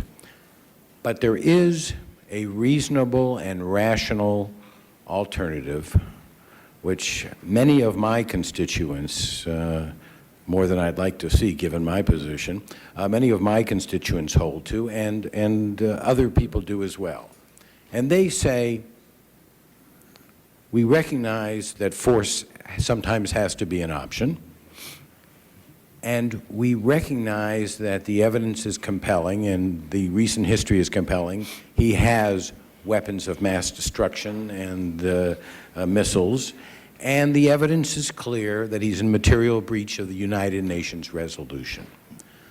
But the better course of action here is a course of containment and deterrence. That will do the job with less risks, with less potential dangers than what can possibly lead, things we can't anticipate, from the use of force. And that's the strategy. I think that argument fails, but I think you could point out more effectively than I've been able to why it fails, and I'd like you to take your shot at dealing with that argument. Thank you, Mr. Berman. We have been applying containment for the last 12 years. Yeah, but now you got the inspectors back. We only would have gotten them back by the using of force. Now you have people willing to talk more about what's coming into the country, and there was, people, now at last they're serious about it. Yeah, and the only reason they're acting seriously, Absolutely. if one calls it seriously, is because there are, tens upon tens of thousands of U.S. troops who are heading their way. I mean, they didn't even think about letting the inspectors back in. They were just thumbing their noses at the UN from 1998 until the 14th or 15th of September of last year, 3 days after President Bush made his speech, and they said, oh my God, they're serious. How can we frustrate their desire to get our weapons of mass destruction? Let's let the inspectors back in. And they've been playing dribble ball ever since. Let the inspectors in, but don't show them anything. Okay, we got to show them something. Whoops, more troops are coming. Show them something. Do anything we can to frustrate the inspection effort while making it look like we're cooperating with the effort until the international community gets tired, until the United States gets tired of having troops mobilized, and everybody goes away and we're back to where we were before the President made his 12 September speech. The reason that no longer is viable is because even with 12 years of containment and deterrence, he kept moving forward. He continued to develop weapons of mass destruction. I was reading intelligence again this morning. There is no question that he is still trying to deceive. He is still trying to hide. Even after my speech last Wednesday, which pointed out a lot of this stuff, he is still at it. There's no change. So containment is not really working. He continues to develop these weapons of mass destruction. I wish it did work. But how do we know it will continue to deter him? How do we know, particularly in the post-9/11 environment, which I think really does fundamentally change things? You really cannot just leave a place alone now and think it's contained when you know that within that place they're developing weapons of mass destruction. And let's put it very directly, ricin. They have anthrax they haven't accounted for, botulinum toxin. They have mobile laboratories that we know of. We know that if they had a free hand and nobody was looking, or if they could figure out how to get out of the oversight of those who are looking, they would develop a nuclear weapon. Saddam Hussein has never lost his intent. He is contained only until he can get out of containment. And if we don't deal with this problem here and now, it will not go away. It will not remain contained. He will pop out of the box. And if we don't use the pressure we have been able to generate over the last several months, if we don't now force him to disarm, either peacefully, by cooperating with the inspectors, or by taking it away from him through the force of arms, then we will be dealing with this problem evermore. Now, everybody is concerned about the consequences. Terrible things are going to happen. There will be terrorism. We'll have all kinds of trouble in the region. But you know what? If we're successful, and we will be successful, we will have gotten rid of a dangerous regime. We will be putting in place a stable country in that part of the world. We'll use our military force. We'll use our humanitarian efforts. We are positioning humanitarian supplies. We're going to work with our friends and allies. We're going to work with the neighbors in the region. We'll be able to change the presence levels of American troops throughout that region in the absence of a threatening regime like Saddam Hussein's Iraq. We'll get up all the weapons of mass destruction, and we may find ourselves, instead of having more problems, but a lot fewer problems. Success could breed a lot of new opportunities rather than a lot of new problems.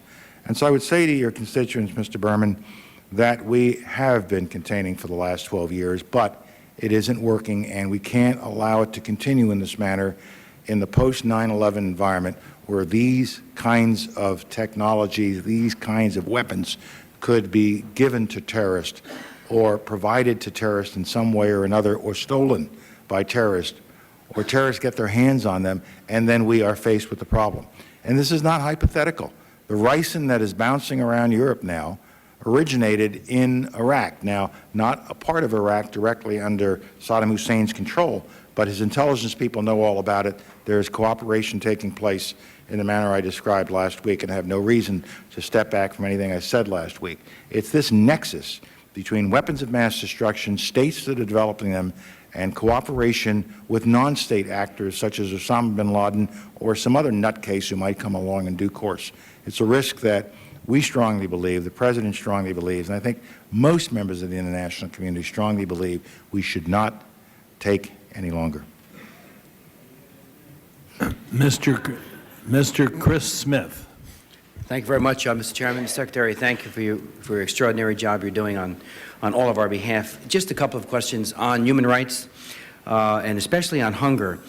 As you know, there's more than 35 million people at risk in sub-Saharan Africa.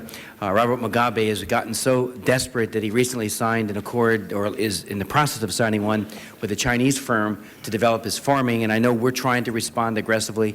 Frank Wolf did brief many of us that you were very responsive on his return trip from Eritrea and Ethiopia and getting some of that food aid released that had been held up. So thank you for that. There is, as you know, a $250 million increase in the omnibus. Many of us would have hoped, and Chairman Hyde wrote a letter, we all backed him, hoping we would get to 500. Anything that could be done this late in the day to get that to 500 would be appreciated. On trafficking, you talked about, this public diplomacy and the fact that our aviators were watching your speech. We have a window of opportunity with regards to public diplomacy now to push the envelope, hopefully, notwithstanding the problems we have with terrorism and the amount of time that takes, but it shouldn't crowd out, obviously, other concerns and human rights concerns. We now know that there are at least 4 million, mostly women, who are trafficked, and that doesn't count the number of women in country, like in India, where there are so many young girls who are Indian who are being exploited by Indians.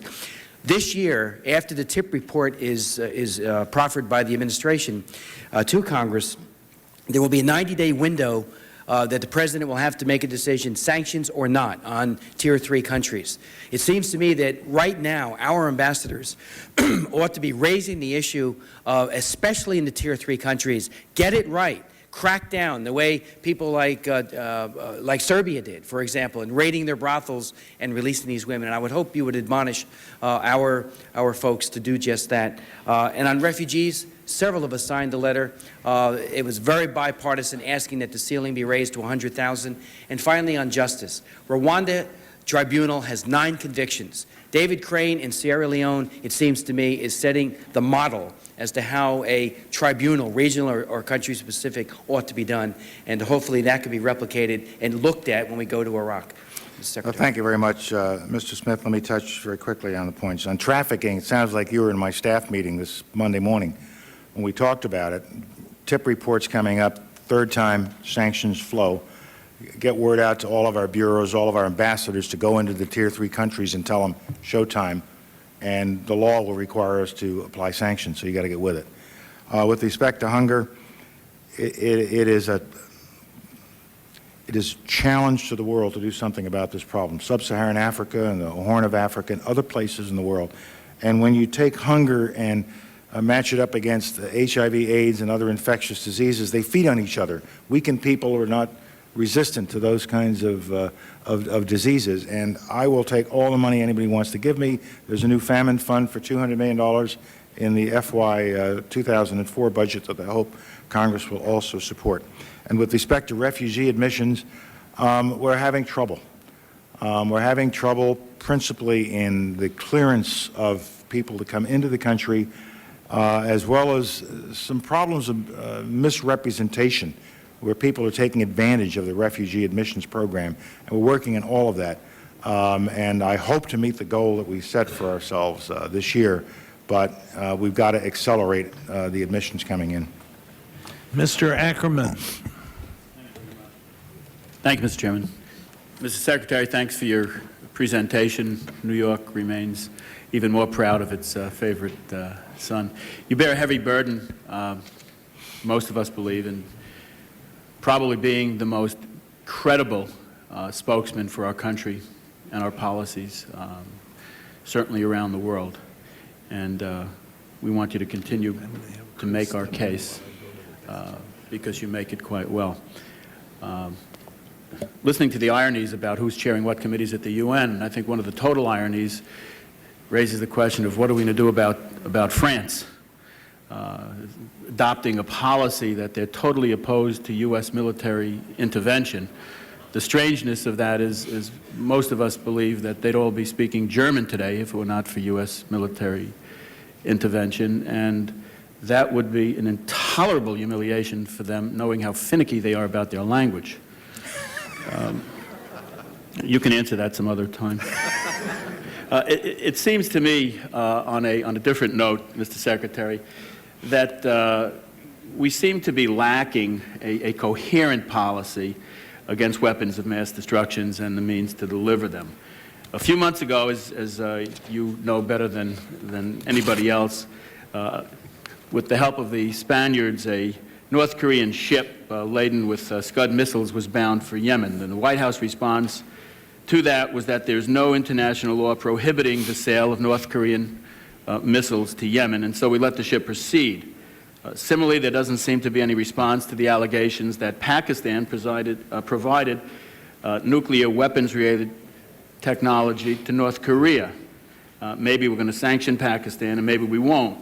And lastly on that, we as a nation don't seem to be very concerned, at least outwardly, about the apparent speed with which Iran is pursuing its own nuclear weapons program. The first question I have is exactly what is our non-proliferation policy? And secondly, the proposed budget calls for $395 million for Pakistan for fiscal year 2004, and yet, as I understand it, the operation of current law would require the reimposition of democracy-related sanctions on Pakistan for the coming fiscal year, which carry a prohibition on any U.S. assistance. Is the administration going to seek authorization to waive the democracy sanctions on Pakistan in 2004? And similarly, it's my understanding that the administration hasn't yet exercised existing authority to waive democracy-related sanctions for fiscal year 2003, and that no 2003 money is being provided to Pakistan because of concerns with their relationship with North Korea and allegations in the press that Pakistan might have provided highly enriched uranium technology to North Korea in exchange for Scud missiles. Will the administration be making a decision on the various applicable sanctions provisions, including the democracy sanctions, the Glenn sanctions, Symington sanctions, as well as MTCR-related sanctions? Our non-proliferation policy, Mr. Ackerman, is to do everything possible to stop the flow of technology, to stop the flow of equipment, to stop the flow of precursor materials, and to do everything we can to keep brain drain from going from those countries who have knowledge of such weapons to those countries who are trying to acquire such knowledge, and I touched on that briefly in my statement. With respect to Pakistan, we are reviewing all of the various sanctions legislation that has been in existence for a number of years, the democracy waiver, other waivers, Brownback II, a number of things that we are working our way through now. We will need the democracy waiver, which I think we will get back in the omnibus bill for 03, and then, of course, also 04 as well. The continuing resolution allowed us to use the waivers from 02 into 03 while we awaited the action on the omnibus bill. And, of course, we would ask for it in 04 as well, both for missile technology transfer and democracy.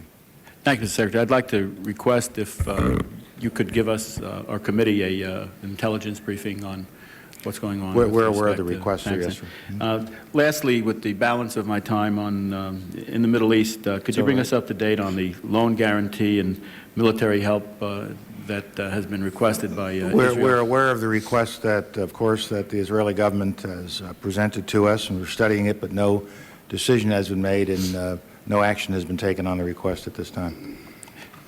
Chair recognizes Chairwoman Russ Layton.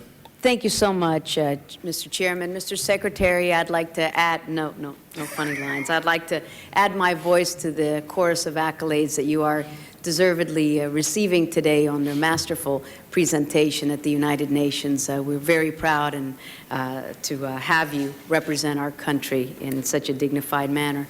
Following up on Mr. Ackerman's question, as the new chair of the Middle East Subcommittee, I'll be traveling to Israel on Friday, and I know that our counterparts are very worried about their survival as well as their economic stability and economic survival. Following up on Gary's question, the supplemental aid request, which is so needed for Israel. As you know, the last 2.5 years of Palestinian violence, the ever-growing threat on the Lebanese border, the impending action with Iraq, they've placed an incredible strain on the Israeli defense budget and its overall economy. And furthermore, as you know, the bursting of the high-tech bubble and the international economic slowdown has hit Israel particularly hard. And I wanted to know if you had any more specifics to add to Mr. Ackerman's question regarding the status of the possible U.S. multi-year assistance package of loan guarantees and military aid to Israel to help them weather the current economic and security crisis, and when that decision will be made. And following on to that, Mr. Secretary, although the Syrians might have been thought of as being helpful in the past in our war against terrorism, I hope that our administration does not turn a blind eye to the sum and substance of Syria's behavior as a result of some somewhat cooperative acts. Because Syria continues to support and allow groups such as Hezbollah, Hamas, the Popular Front for the Liberation of Palestine, and nearly 10 other groups to operate from Syrian territory. And I wanted to ask you about the status of Syria's extensive weapons of mass destruction program, specifically its chemical and biological weapons capability. And then related to Cuba, I'll throw that for the written part. I have two Cuba-related questions, Mr. Secretary. Thank you. Thank you very much, ma'am. With respect to the Israeli request, very sensitive to the difficult economic situation that Israel finds itself in after several years of the Intifada, and all of the issues you mentioned that relate to this. I might also add drop-off in tourism has also had an impact on the Israeli economy. And so we will review the request with seriousness, and we'll do it as quickly as we can. But I don't have an answer for you at this time as to what action the administration will be taking on that. With respect to Syria, they have been helpful in some aspects in the war against terrorism, and we are appreciative of that, but that has not kept us from engaging with them and being critical of their efforts with respect to supporting terrorist organizations. And we have also spent a lot of time with them discussing the need to keep things quiet on the northern border of Israel with respect to Hezbollah activities and to clamp down on those kinds of terrorist activities directed toward Israel. And we do not shrink from that kind of démarche simply because they happen to be cooperating in one aspect in the war on terrorism. We know that Syria has an interest in various weapons of mass destruction, and what I would like to do is, if you would like, ma'am, have the agency provide that to you in a more classified Thank you so much. And my Cuba-related items would deal with praising the USAID program for a very strong proposal that they have put forth to help the independent libraries in Cuba, building solidarity with the human rights organizations and the growing dissident and opposition movement in Cuba, and I'll submit those in writing. Yeah. Thank you, Mr. Secretary. And I was pleased to meet with the leader of Villela recently. So pleased that you did. Thank you, Mr. Secretary. Thank you, Mr. Chairman. Mr. Faleoma Vega. Thank you, Mr. Chairman, and always a personal pleasure to welcome our Secretary of State here before the committee, Mr. Chairman, and I too echo the sentiments that have been expressed earlier by our colleagues to the outstanding leadership that you've demonstrated, Mr. Secretary, in serving our nation in such an important role and responsibility that you bear, not only for our nation, but certainly for the world. Mr. Secretary, shortly after World War II, our nation unilaterally declared certain Micronesian islands as a strategic trust. And we didn't even seek United Nations approval. We just went and grabbed these Micronesian islands. Our strategic and security interest in Micronesia became more apparent when our military presence in the Philippines and Subic and Clark Air Force Base were no longer needed. Even more critical at the height of the Cold War, our nation detonated some 67 atomic and hydrogen bombs in the Marshall Islands. And as a result, several hundred Marshallese men, women, and children were directly exposed to nuclear contamination. In short, Mr. Secretary, the administration's proposed 2004 budget gives no indication on the continued funding for the Federated States of Micronesia, and nor providing any assistance or compensation for medical health care for the Marshallese victims who were subjected to nuclear fallout. I would really appreciate, Mr. Secretary, if the administration will submit a proposed budgetary line item for this very important area. I realize there are not very many Micronesians out there, but they certainly are very critical as far as our strategic and military interests are concerned. I'm also glad, Mr. Secretary, that you have commented about the encouraging number of minorities that are making every effort to become members of our foreign service program there with the Department of State. 38%, that's pretty good. And I would continue to encourage the department to do so.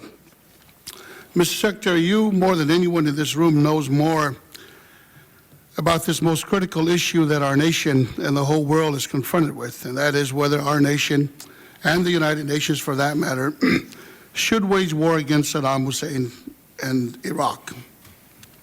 I was about to ask about your consideration about containment as we did against Gaddafi of Libya, and I think you responded accordingly.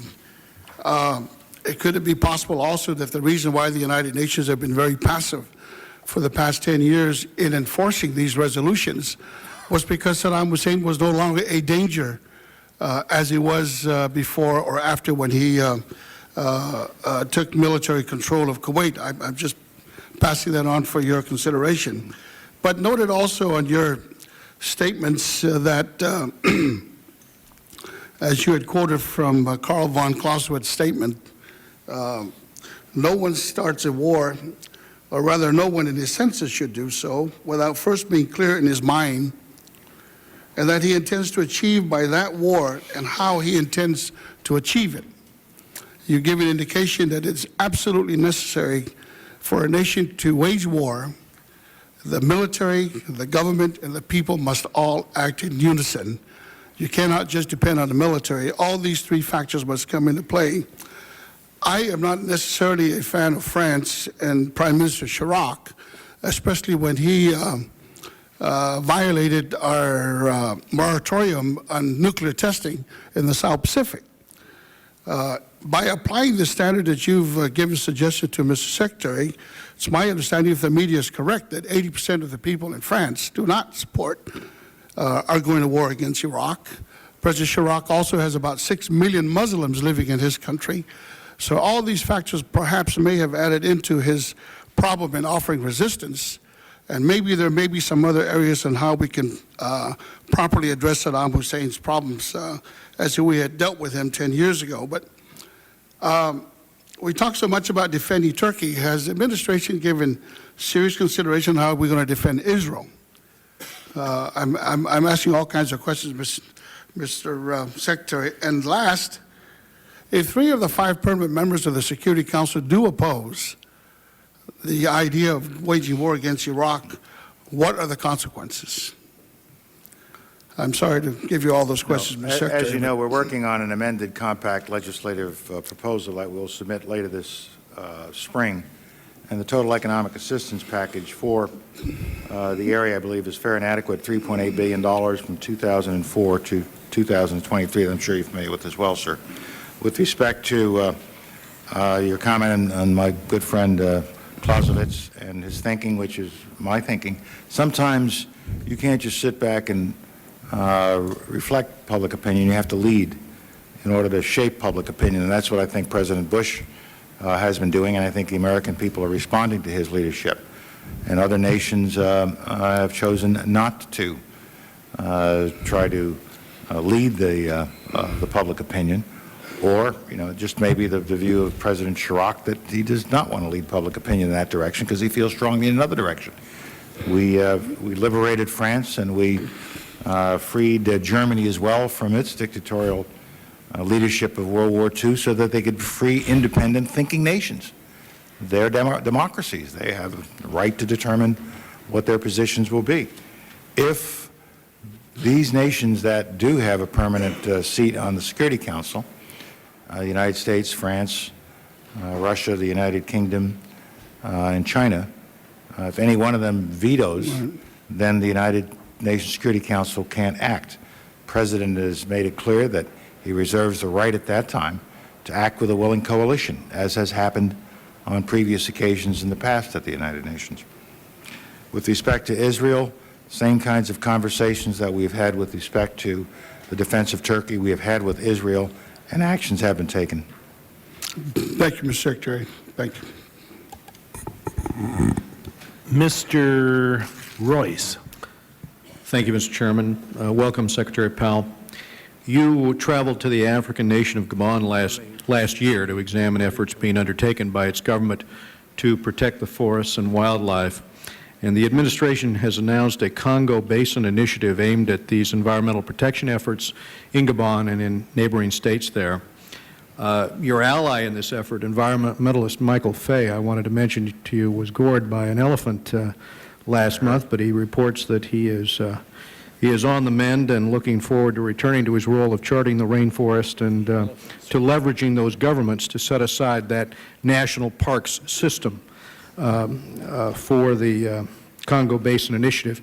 I was going to ask you if you wanted to explain to the members the initiative, a little bit about what it attempts to do in terms of protecting the environment there. I also wanted to say that later today our subcommittee, the one I chair, will be holding a hearing on the crisis in Ivory Coast. And that West African state is imploding. It's a victim of armed rebellion. One area in the region where we've had some success with considerable effort has been Sierra Leone. And in Sierra Leone, where horrific atrocities were being committed, a measure of stability and hope has been established, but only through a major peacekeeping operation. Once at 18,000 troops, the largest in the world, backboned by British troops with support from Nigerians and others. Rebels aren't running around cutting off the arms and legs of little boys and girls there as a result, and this peace, however, is young and precarious, especially as long as Liberian President Charles Taylor, who backed the Sierra Leonean rebels, and I believe is backing rebels in Ivory Coast, is still in power. I wanted to make that point, and I hope we're not winding down that operation too quickly in Sierra Leone because the gains that have been made there could be lost quite quickly. I also wanted to just ask you on Zimbabwe, the International Emergency Economic Powers Act, the personal sanctions we tried to put in place on President Mugabe. There is a report coming out of Harare where, as you know, he's arrested the mayor of the city of Harare, the mayor of Bahaleo, and is replacing them with his own political people, they say, well, that's just hot air. So I wanted to ask about the sanctions, the status of those sanctions against Mugabe. I also wanted to express my appreciation for the administration's new departure on foreign aid with the Millennium Challenge accounts, with its emphasis on markets and rule of law and reform, and thank you for that. Thank you very Secretary. much, sir. On the Ivory Coast, we stay in very close touch with my French colleague, Dominique de Villepin, and monitor his efforts. French have been in the lead on this, and I hope that as a result of efforts made by President Gbagbo in recent days, that is stabilizing a bit now, and we can see some forward movement. In Sierra Leone, the drawdown is taking place, but we'll monitor it carefully to make sure it isn't precipitous and leave a condition of vulnerability and fragility that is not warranted based on the situation. And I think we should be very proud that we were the major financial contributor to that peacekeeping effort during its height. With respect to Zimbabwe, sir, you've heard me speak about Mr. Mugabe and the disaster he has created in Zimbabwe in every way imaginable with respect to its economy, its agriculture, its political system, its human rights situation. And there is an issue of reimposition of sanctions. We'd certainly welcome that, and we are very unhappy that France, for example, has included Mr. Mugabe in some upcoming conference which essentially breaks out of the travel containment plan we had around him. With respect to the Congo Basin Initiative, for the benefit of all of the members, this is a terrific program that the United States is participating in with other nations and a number of non-governmental organizations and wildlife federations and the like, to set aside parts of Africa and around the Congo Basin for wildlife and to preserve this, so they're not exploited for oil, timbering, agriculture. And I was there last year to dedicate national forest in Gabon. President Bongo has set aside 10% of the whole country forever to be natural preserves.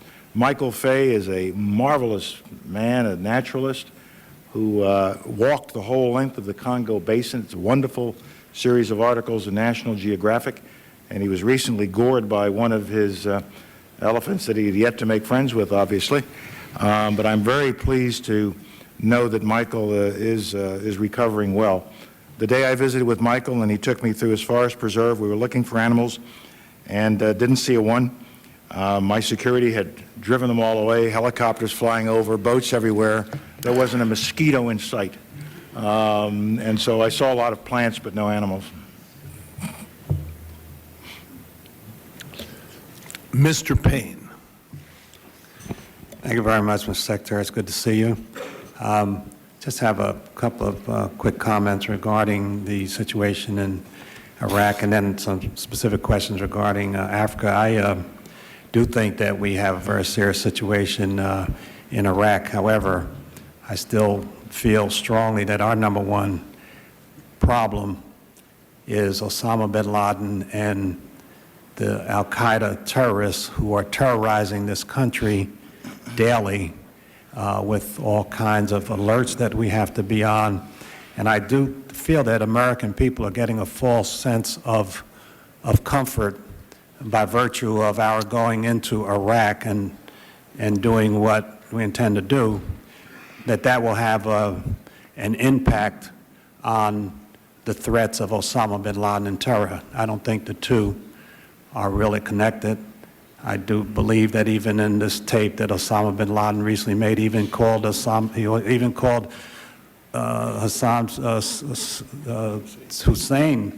infidel, socialist, you know. So I see this, I think that Osama bin Laden is the most dangerous person in the world. And I think that we ought to really be concentrating on that and need to be telling American people that these are two separate, his ragtag group of people that he gets from all over the country is totally different than the state of Iraq. And I think that Saddam Hussein is a bad person. I think that he should disarm. I think it would be good if he's out of power. But I think the more we co-link those two and make them one and the same, we do a disservice to the American people by giving them a false feeling of comfort as we go into Iraq.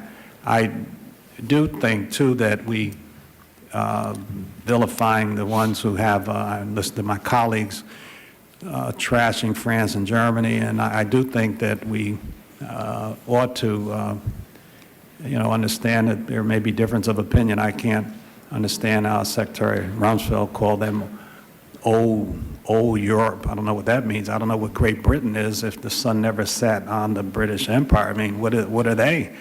So, I think we're dividing our potential allies unnecessarily. I mean, we should try to convince them that they ought to see it our way. We ought to even do a better job convincing American people. They ought to see it the way the President sees it. And you, however, to really bash these people at this time, I think that in the long run, I don't see it being very helpful.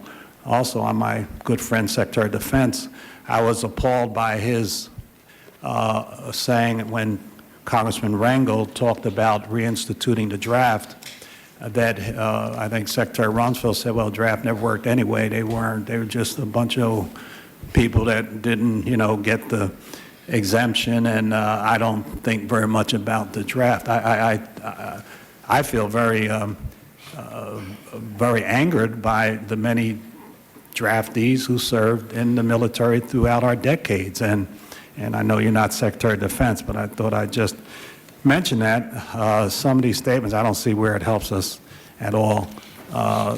Just getting on to, with the U-2s and the French Mirages and the Antonov from Russia that they said they're allowed to come in, do you think that would be of any assistance that in that whole theater? That's about all that I'll ask on that. Just quickly, let me just say about Africa. One, I was pleased to hear the President talk about $10 million in new dollars. However, I'm hoping it's not reprogrammed money. There has been a 50% reduction in 2004 budget for peacekeeping from 2002. And I just question in Africa, with a tremendous reduction in the peacekeeping, many of the fragile democracies, or the Sierra Leone and those other areas that we have that we help to support peacekeepers, it looks like a lot of good work that we've done may go to naught if we defund that. Secondly, I think that the reduction in aid to Africa, where you've got probably 10 times more Muslims in Africa than you have in all of the Arab countries put together, to me, we need to be paying more attention to Africa in general, where we are seeing the Christian-Muslim question coming up in Nigeria and other places, even Cote d'Ivoire, Guinea. And so I would hope that with the increase, with the fact that Africa has been decreased in overall funding is disturbing to me, and I just wonder if you could touch on that situation. Very quickly, Mr. Payne, first, with respect to al-Qaeda and Iraq, we start our day everywhere in the administration. Every senior leader gets a threat matrix of what we're facing. It's the first thing the President looks at. We focus on al-Qaeda and the kind of terrorist threats this nation faces as the #1 item. But that isn't to say, however, that we can't also deal with a problem like Iraq. And we are not neglecting any of our obligations with respect to al-Qaeda or the war on terrorism. And we have been seeing some success. They're still out there. They're trying to regroup. But with each week that passes, we find another cell detected and broken up. Some of them broken up by our best friends in Europe who we're having fights with about Iraq. We're still cooperating on al-Qaeda. And so I don't think that's the case. And it's not that we are trying to find a connection between al-Qaeda and Iraq. It's there. It's not something we're making up. It's there, and we can't fail to take note of it or to talk about it or to report it. With respect to Mr. Rumsfeld on the draft, I do have to say a word about this. The morning that this was reported, and I was driving to work, and I saw this little squib in the Washington Post suggesting that Don had said something unkindly toward Vietnam draftees. I just looked at it and said, this can't be. Don would not have said anything like this. So as soon as I got to the office, I went to my new State Department internet computer, and I went to the DOD website, and I pulled down Don's transcript. And Don was in no way trying to disparage anyone who had served their nation as a draftee. He was making a point on personnel system and personnel flows, and how with draftees you get people in, they serve well, they serve nobly, but they leave. It is not part of the sustaining base of the military. That's the context in which he was speaking. And I think I called him that morning, and I said, hey, Don, you better get ready for this one, because people are going to read this little squib and think that's what you said. And when he looked at it, he called me back and said, my God. And he corrected it quickly in his statements and by putting out a letter to the Veterans Organization. Secretary Rumsfeld served in active duty and was in the reserves for decades. And he knows full well the contribution made to our nation by both those who served voluntarily or those who responded to the call of their nation under the draft. With respect to U-2, Mirages, and MiGs, we can use all the help we can get, but it has to be in the context of Iraq cooperating and Iraq complying. Otherwise, we're just adding more to the detective hunt, and that's what this is not about. With respect to Africa, overall, there is a 4.1 increase in the amount of funds we're asking in 2004, but it may not be uniformly an increase in every one of the individual country accounts or functional accounts, but we'd be happy to give you more information for the record, Mr. Payne. Thank you very much. Mr. King. Mr. Secretary, I want to again commend you and the President for the tremendous leadership you've shown on this whole issue of Iraq and foreign policy across the board. Also, if I may, just for a moment before I ask my question, I'd like to comment on something my good friend Mr. Lantos said, with whom I usually agree. But on this one, I just would like to make the point, when he spoke about the President asking for sacrifice and bringing in the question of tax policy, which can be debated in another forum. But I would like to point out that it was President Kennedy who called on the country to bear any burden or make any sacrifice, and at a time when the Berlin Wall was going up and there's a Cuban Missile Crisis and our military strength in Vietnam was being increased by 200%, and we were trying to put a man on the moon, President Kennedy proposed the largest tax cut in history. The same arguments were made because most of the money went to those at the top. The fact is the tax cut did work. And I only point that out to show that as we do go forward, there's going to be many years of this war on terror, good Americans can have honest differences of opinion as to military policy, diplomatic policy, and also economic policy. And no one's motive should be questioned, and no one should be questioning the extent to which sacrifice is being called for. Now, my question to you, Mr. Secretary, is I think a follow-up on what Congressman Hyde was saying, and that's the extent of our obligations around the world. The fact that the President has said time and again that we're involved in a war which could go on for many years, in many ways, perhaps different from any war we fought before. So the American people are going to be called to stand with the President as Commander-in-Chief. And I think that the average American, whether they're pro-war or anti-war, whatever their gut feeling is, they're willing to stand with a Commander-in-Chief. But they have to feel that we're getting a fair shake out of this. And when they see a place like South Korea, where we have 37,000 troops, and we are being criticized by the new president of South Korea, where they see a situation like Germany, where we still have troops in Europe, and the Germans seem to be turning their backs on us, I'm not saying we should spite ourselves by pulling troops out, but I think it's important as we do go forward in the years ahead that the American people be convinced that every troop we have overseas is really in the interest of the United States. Because when you realize that in South Korea, those 37,000 could suffer catastrophic losses in the first hours of an attack from the north. And if we're asking Americans to make that sacrifice, what are we getting in return from South Korea? Is it really in our national interest to keep our troops there? I'm not saying whether it is or not, but I'm saying I think the American people have to be assured of that. The same when it comes to a place like Germany, and they see American troops there. So if we could, as we go forward with our foreign policy, and you've done a masterful job, I think it's important, though, if I can look beyond Iraq, that as future sacrifices are being asked and future engagements are going to be entered into, that the American people know that we're not being played for suckers by certain countries. I was listening to a debate the other day with a French reporter, and he was saying, what's the big excitement about Turkey? Because whether or not NATO provides this protection, we know the United States is going to provide it anyway. And it's almost that feeling that they can take shots at us, they can turn their back on us when we need them, but they know that in the end we're going to do the job. And again, I'm not saying we should spite ourselves, but again, I would just ask to have that type of evaluation and that type of statement made to the American people so they know exactly where we're coming from, and every dollar that's being spent and every potential American life that's being put at risk is there for the purpose of the United States and not for Chancellor Schroeder or not for the new president of South Korea. Thank you, Mr. Secretary. Thank you, Mr. King. If I just respond briefly, the president-elect of South Korea is very supportive of U.S. presence. He has reaffirmed the desire of the South Korean people and of his administration when it takes office in 2 weeks' time to keep a strong American presence. We may want to take a look at exactly how we're distributed on the peninsula, but they want us there. Even after unification, when it comes, they want U.S. to remain because they know that U.S. presence on the peninsula and in the region is stabilizing for the region. It's in their interest, and it is also in our interest. President No, the new President-elect No, visited with the U.S. commander 10 days ago. He's been visiting with our troops. He has been demonstrating to the South Korean people that we are partners with them. The United States and South Korea are together. There will be these disagreements. There will be demonstrations from time to time, but I think the alliance between the United States and South Korea remains strong. We are working with them now to find a way forward on the North Korean nuclear problem, and I still am optimistic that we will find a way forward.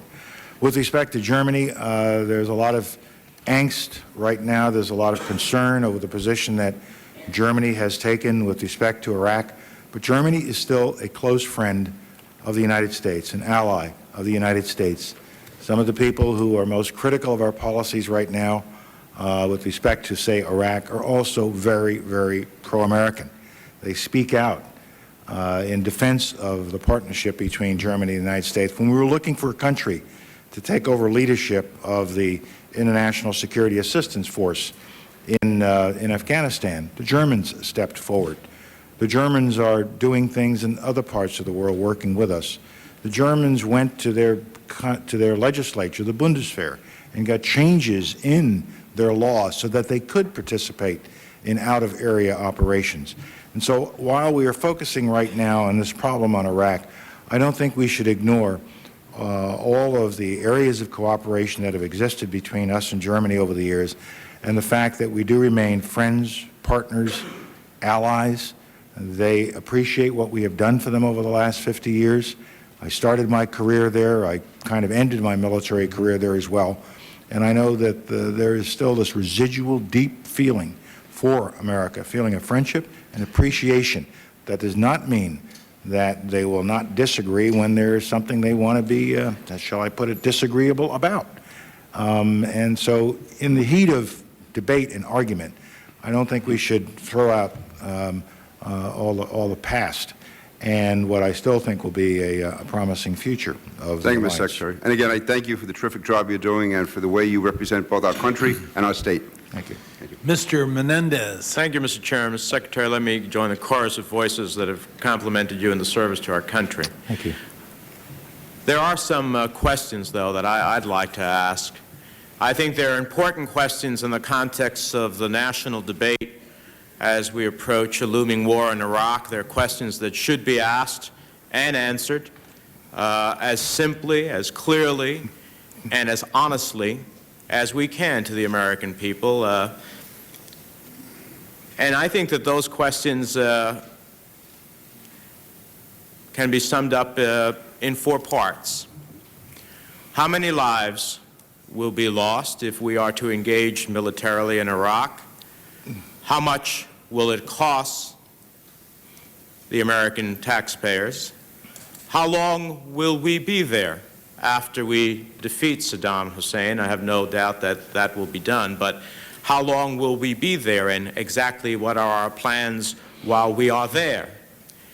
And is this not, as we are doing in Afghanistan, nation building, something that I heard my colleagues for the past decade that I have been here rail against on the floor and in this committee about America's role in being part of nation building? And it certainly seems to me, from everything I've heard to date from the administration, that in essence part of our obligations both in Afghanistan and possibly in a post-Saddam Hussein Iraq will be about nation building. What exactly does that mean?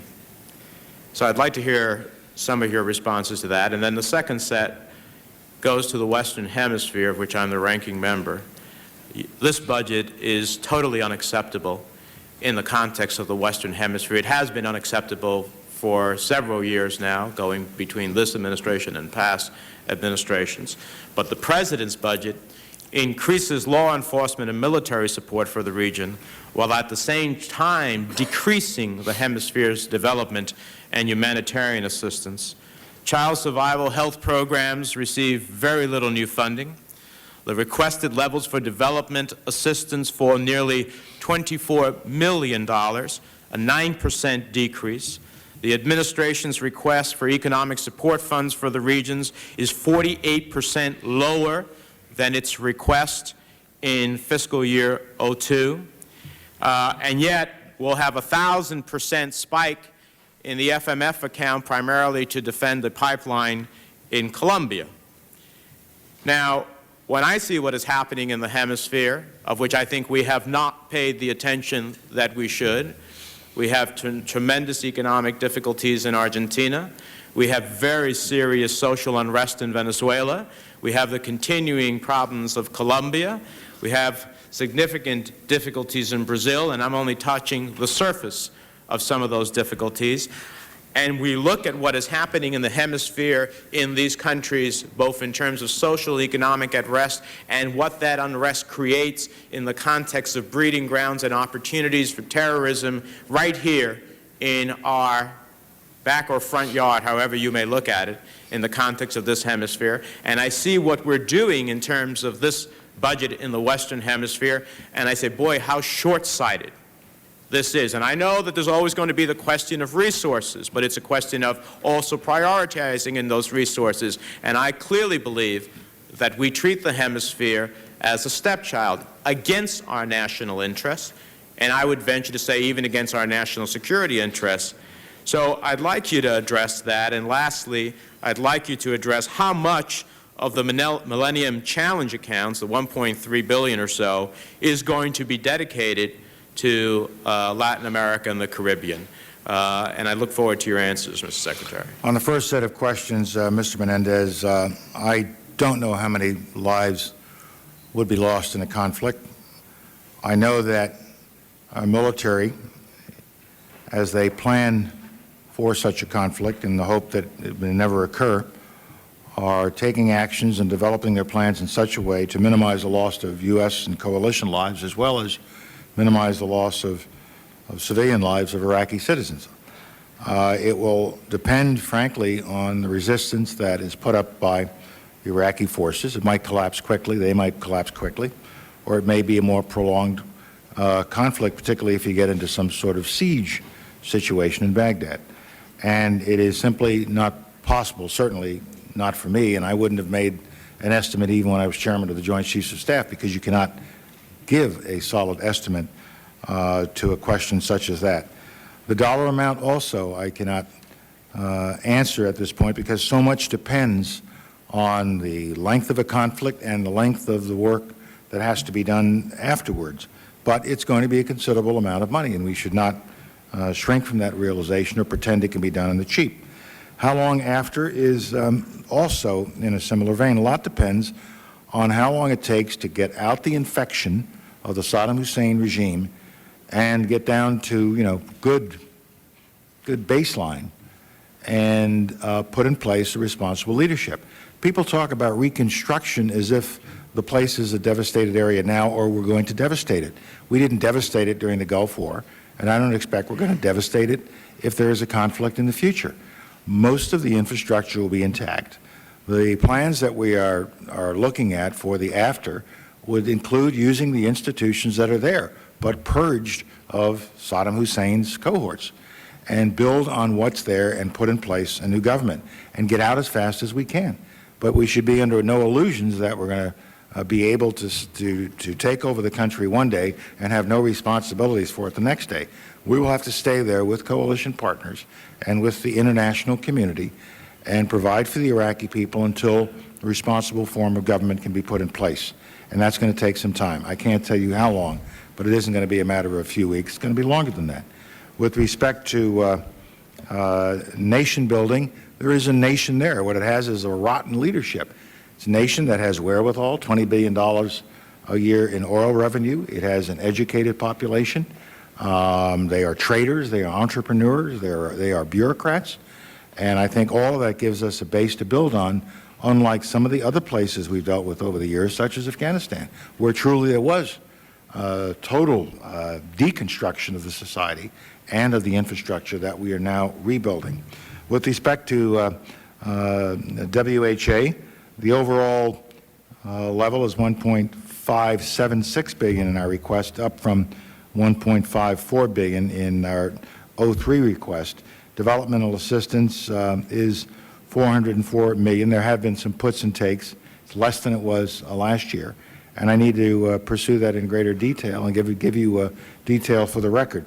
With respect to the Millennium Challenge account, we have not allocated it out to a particular region.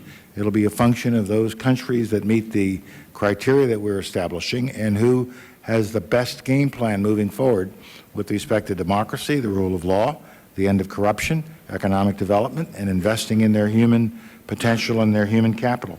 With respect to the countries you've touched on, we have been not ignoring our responsibilities with any of the countries, especially with respect to Argentina, Brazil, Colombia, and Venezuela.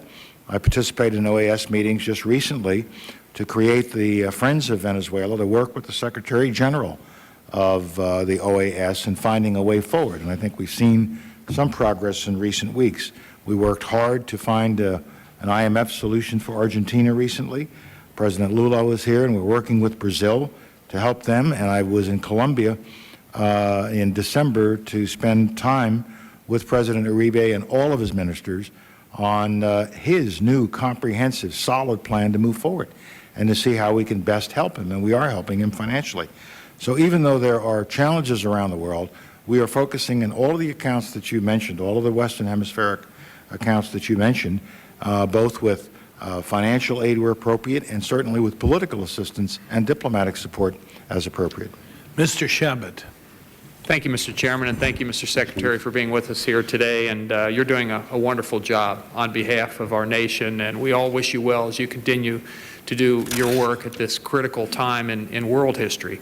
I want to compliment you on your address to the UN Security Council last week. You made a very compelling argument and presented detailed evidence that Saddam Hussein continues to develop weapons of mass destruction. History has clearly taught us that we cannot permit a murderous tyrant like Saddam to discard agreements he has made with the international community and continue to build his arsenal. And it's unfortunate that some of our nominal allies do not agree.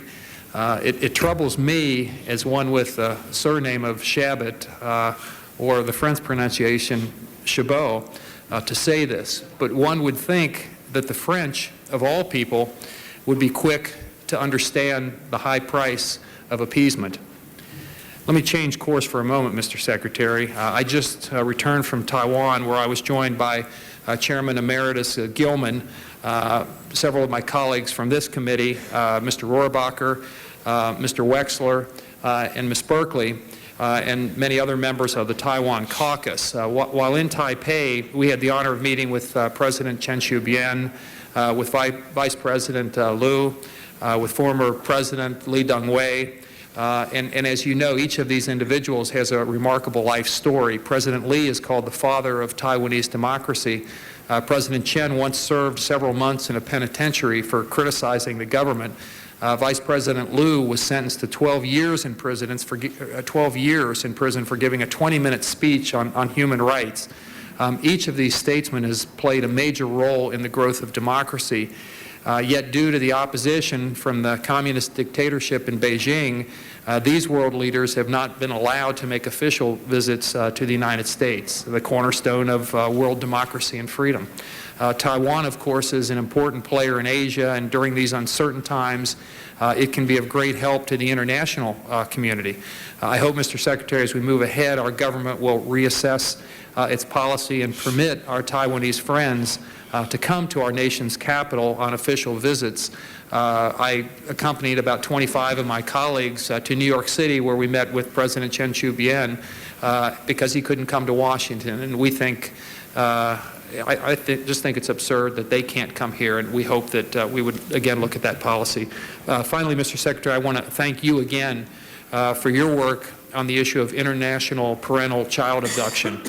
You have been very gracious, and were gracious enough to meet with me and a left-behind parent from Cincinnati, Mr. Tom Sylvester, and we appreciate your efforts very much.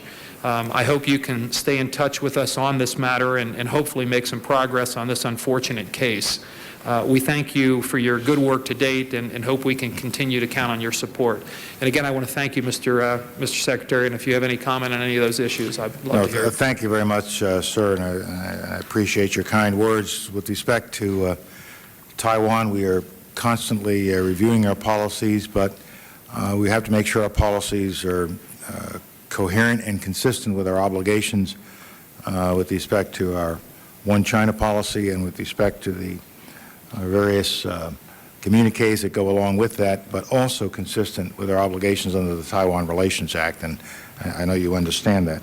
On child abduction, I spent a lot of time on this. I'm very moved by the visit I had with Mr. Sylvester. We followed that case, and new Assistant Secretary of State for Consular Affairs, Maura Hardy, is all over this. She created the child office in the Department of State some years ago, and in her first few months as Assistant Secretary of State, she has gone after these kinds of issues. And I think what we have done in a number of countries recently to rescue children who have been abducted shows the commitment that she has made to this effort, and we will continue to make a commitment to this effort. She's also traveled to Saudi Arabia, and she's traveling to other parts of the world where we have had difficulty with these abduction cases to press our case home.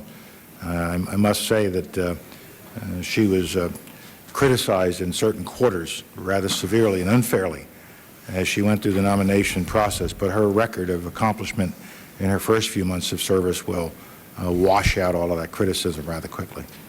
We have the Secretary till 1 o'clock, I'm told, and so we'll try to be mindful of that. Mr. Brown. Thank you, Mr. Chairman. Thank you, Mr. Secretary.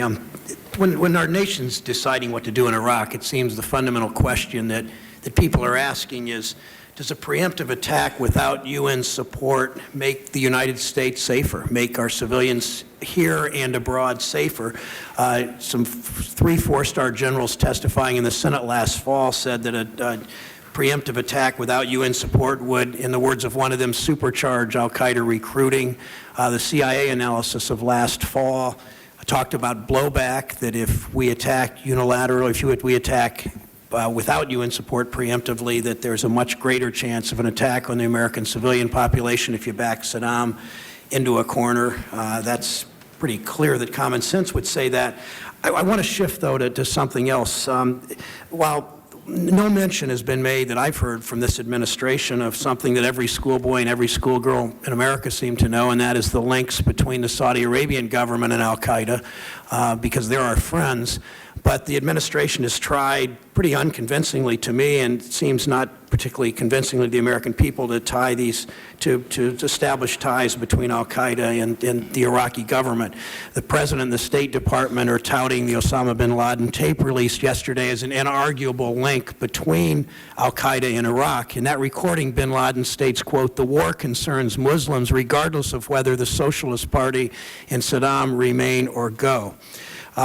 My question is twofold. First, in that tape, bin Laden does not praise Saddam Hussein, actually, as his own words reveal, a marked indifference to whether Saddam and his regime lives or dies. You, Mr. Secretary, said 16 months ago that Osama bin Laden, quote, "doesn't care one whit about Iraq." I think that's still pretty clear. There has been no collaboration. There's been no proven or no evidence of real collaboration between Osama bin Laden and Saddam Hussein.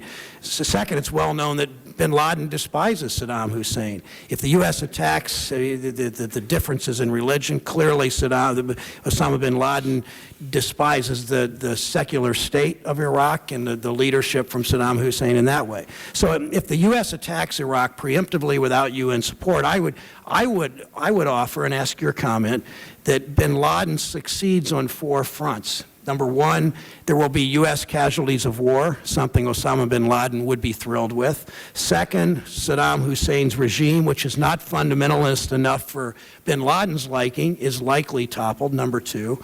Number three, al-Qaeda will gain thousands of terrorist recruits to attack the free world in reaction to a Middle East conflict, and especially a Middle East conflict where Al Jazeera televises every Iraqi civilian death throughout the Arab world. And fourth, our own CIA talks about blowback, which again plays into Osama bin Laden's hands. So it seems, Mr. Secretary, here's my question, if the U.S. attacks preemptively without UN support, doesn't that actually serve bin Laden's interests more than it does our own? No, I don't think so.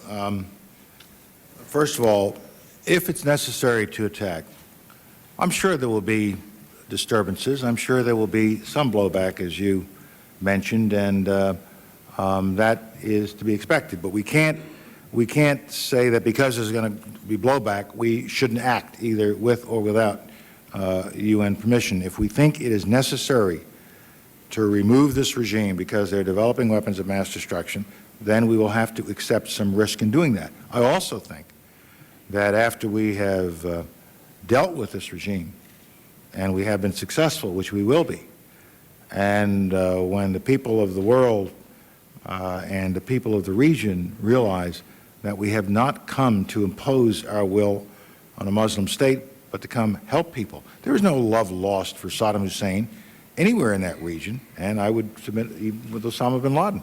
What makes the connection between Osama and bin Laden and Saddam Hussein interesting, and between Iraq and al-Qaeda interesting, is because they have found something that they do have in common, and that is a desire to hurt America, and they see ways of cooperating with each other in that Iraq is a potential source of weapons. Are we bringing them, Mr. Secretary, are we bringing them closer together? No, I think what's bringing them closer together is their common hatred of the United States and the nexus between terrorist organizations who would love to get their hands on weapons of mass destruction. But guess what? If there ain't no Saddam Hussein there, if there isn't any Iraqi regime there, if there's a different kind of leadership that does not have any weapons of mass destruction, then we'll go back to the natural hostility that would exist between Osama bin Laden and Saddam Hussein, or especially Osama bin Laden and a responsible regime, a responsible leadership in Baghdad that did not have any weapons of mass destruction of any interest to Osama bin Laden. If Osama, even in my testimony last week before the Security Council, I made the point that we have this secular state and this religious fanatic, if that's what one would call Osama bin Laden. What they have found common of interest is this nexus between terrorism and weapons of mass destruction. And that's why we find, guess what, lieutenants of Osama bin Laden getting in touch with Hussein operatives. That's why we see al-Qaeda-linked organizations operating out of Baghdad, the Zakawi case that I mentioned last week.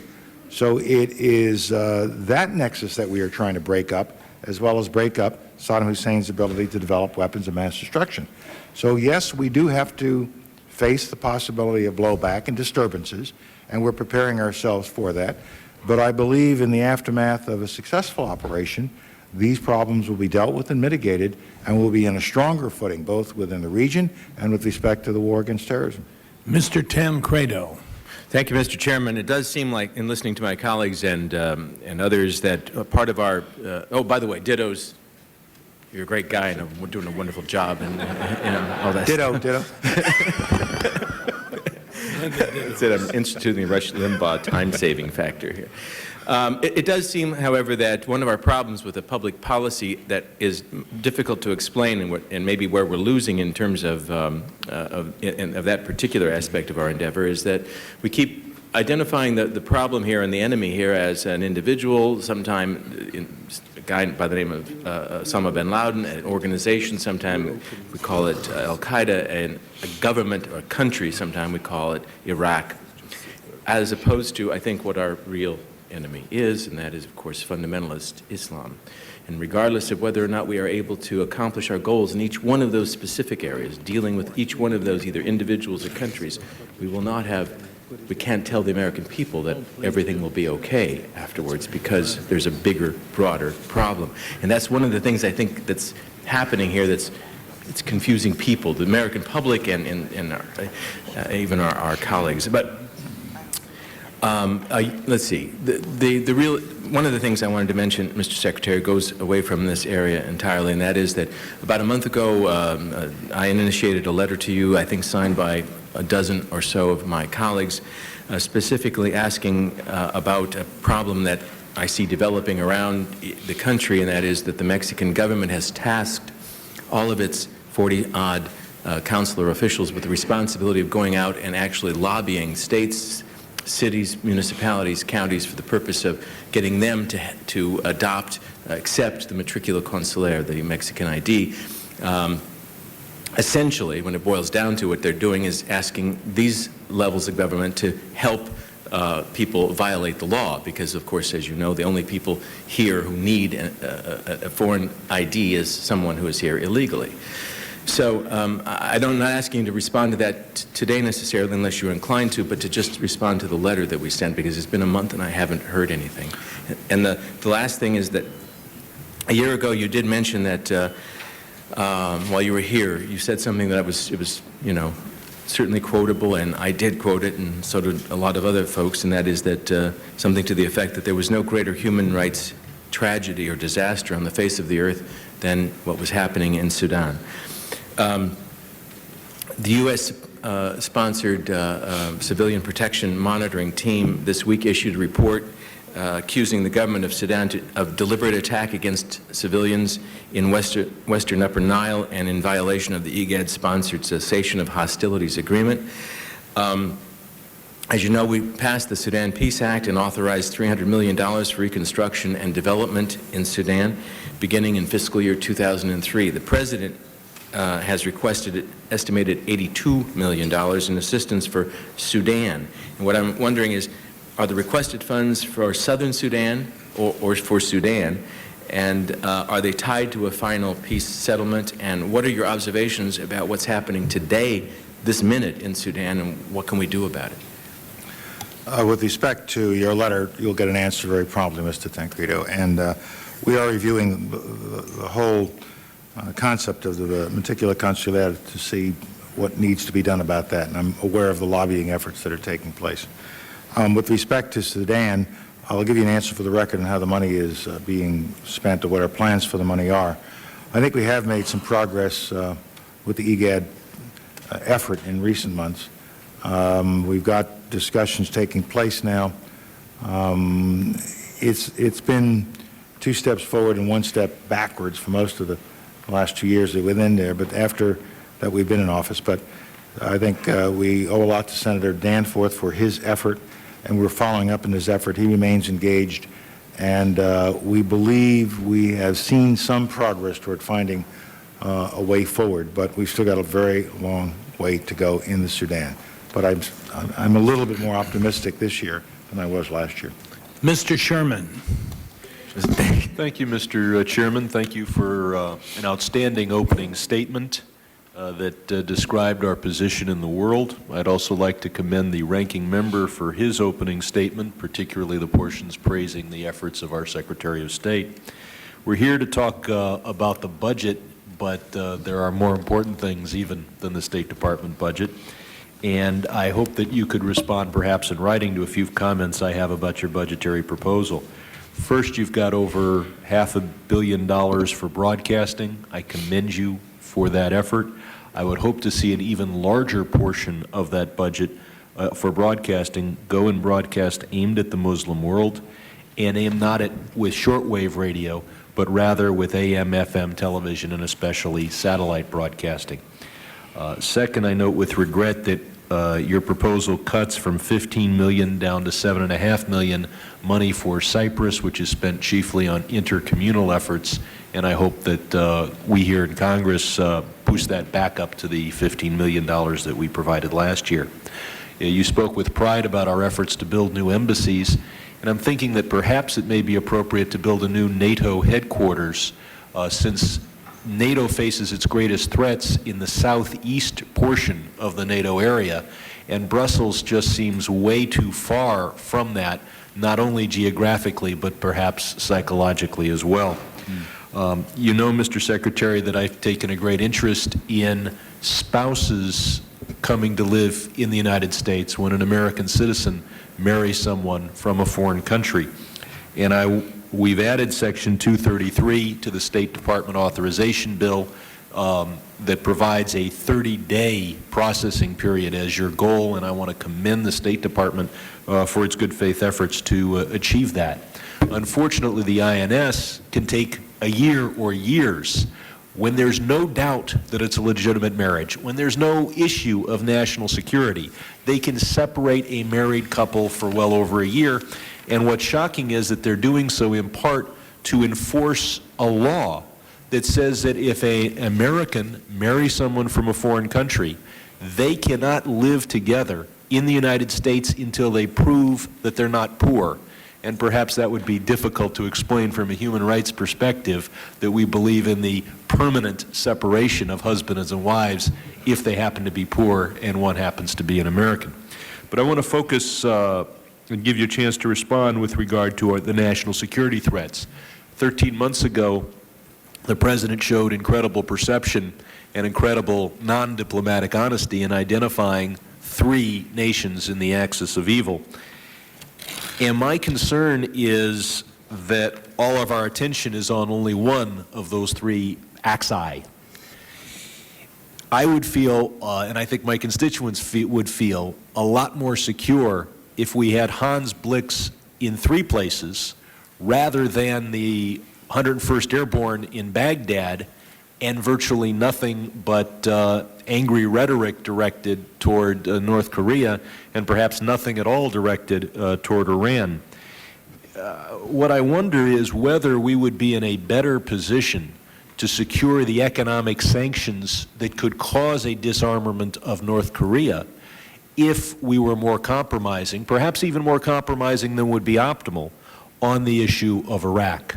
Do we have a better chance of getting China to stop providing aid to North Korea and loans and low-cost exports to North Korea if we take a somewhat different position with regard to Iraq?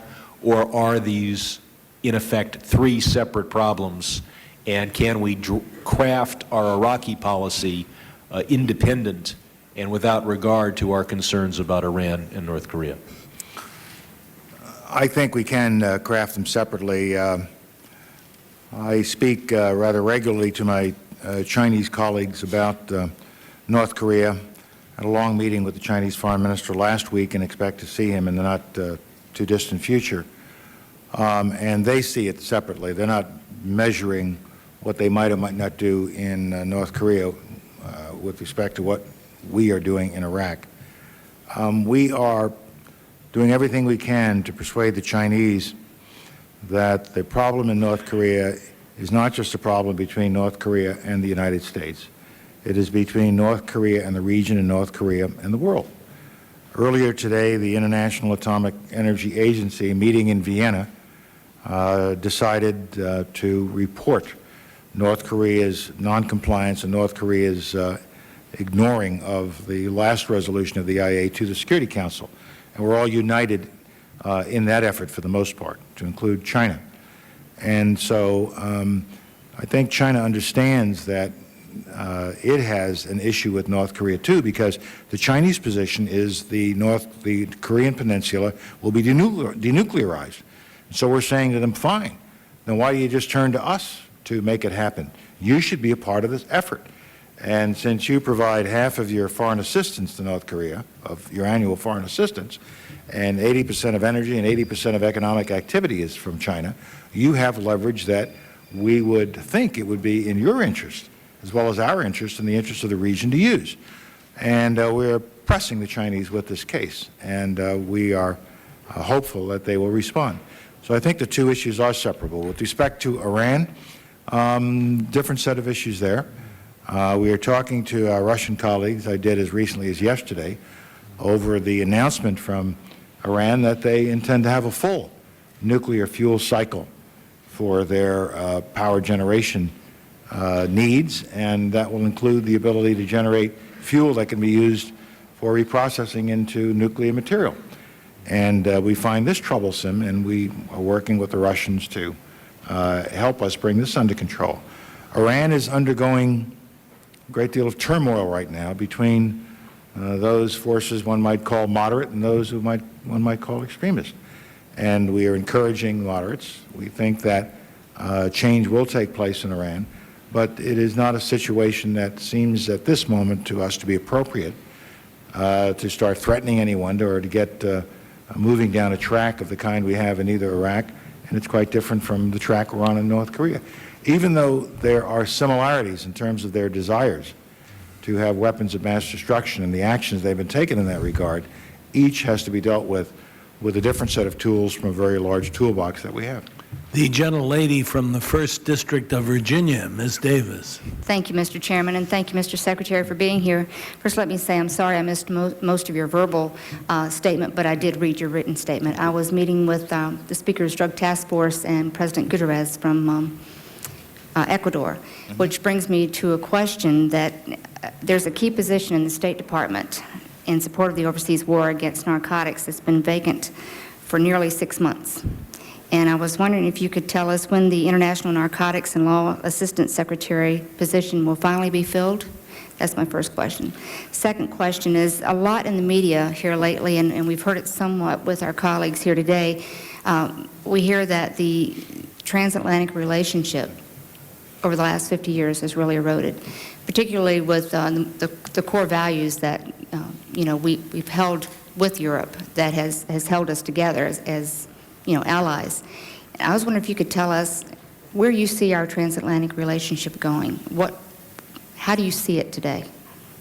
On the first issue, there are two good candidates for the position, and the decision is imminent. So we should have somebody nominated for the position in the very near future. With respect to the transatlantic relationship, it's changing, it's evolving. We went from 16 members of NATO to 19 members of NATO, and we will be going to 26 members of NATO in due course. The European Union is growing in size by at least 10 nations or so, and I find myself spending as much time with the European Union leadership as I do with the NATO leadership.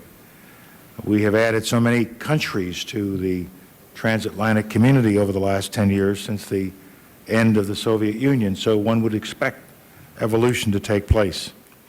But what I find to be a common thread through this evolutionary process and period is a desire on the part of all of the nations of Europe to have a good relationship with the United States and to recognize that ultimately their security rests on the commitment of the United States to transatlantic security. Now, one of the consequences of the collapse of the Soviet Union is that all of these nations are now democracies. And democracies have people who vote. People have opinion. All these leaders now have public opinion. And so this may sound a little odd, but it was easier to work with opinion than it is with 12.5 countries. But I would want it no other way. But it also means more time has to be spent listening, cajoling, debating, not unlike what happens in Congress at a hearing, or perhaps even when you're behind closed doors. One never knows. Democracy isn't the easiest system in the world, especially when it's in a coalition. And so a lot of my time is spent arguing, debating, and not just saying, I'm America, we're the strongest, you got to do it our way. I want to hear what the smallest country thinks. I want to listen to that foreign minister and hear what he or she has to tell me about the aspirations, fears, anxieties of their people. Because we're the largest and because we are the most powerful, that places an obligation on us to listen and to use our power with care and with understanding and with restraint, but when it comes time to use our power in the right cause, to use that power.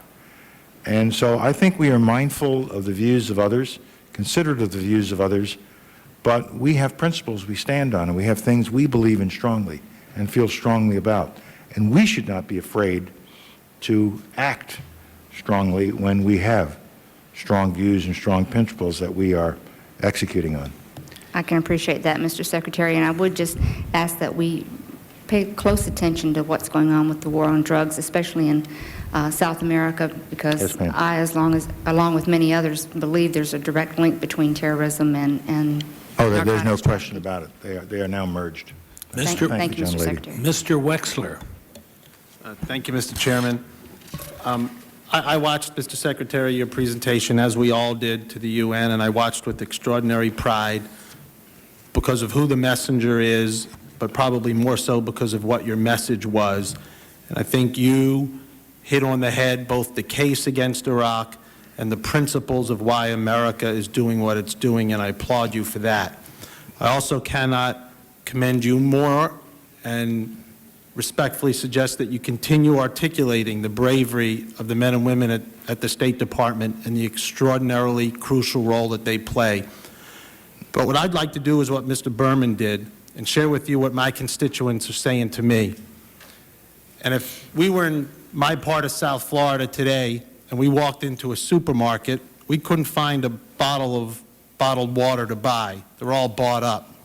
If we went to Home Depot or if we went to any hardware store, we'd see hundreds, if not thousands, of World War II and Korean veterans standing online buying duct tape that they're going to take home to put on their windows and their doors to figure out how they're going to protect their two-bedroom condo and figure out which room in the condo is going to be their safe room in the impending biological or chemical attack that they're talking about in newspapers is occurring.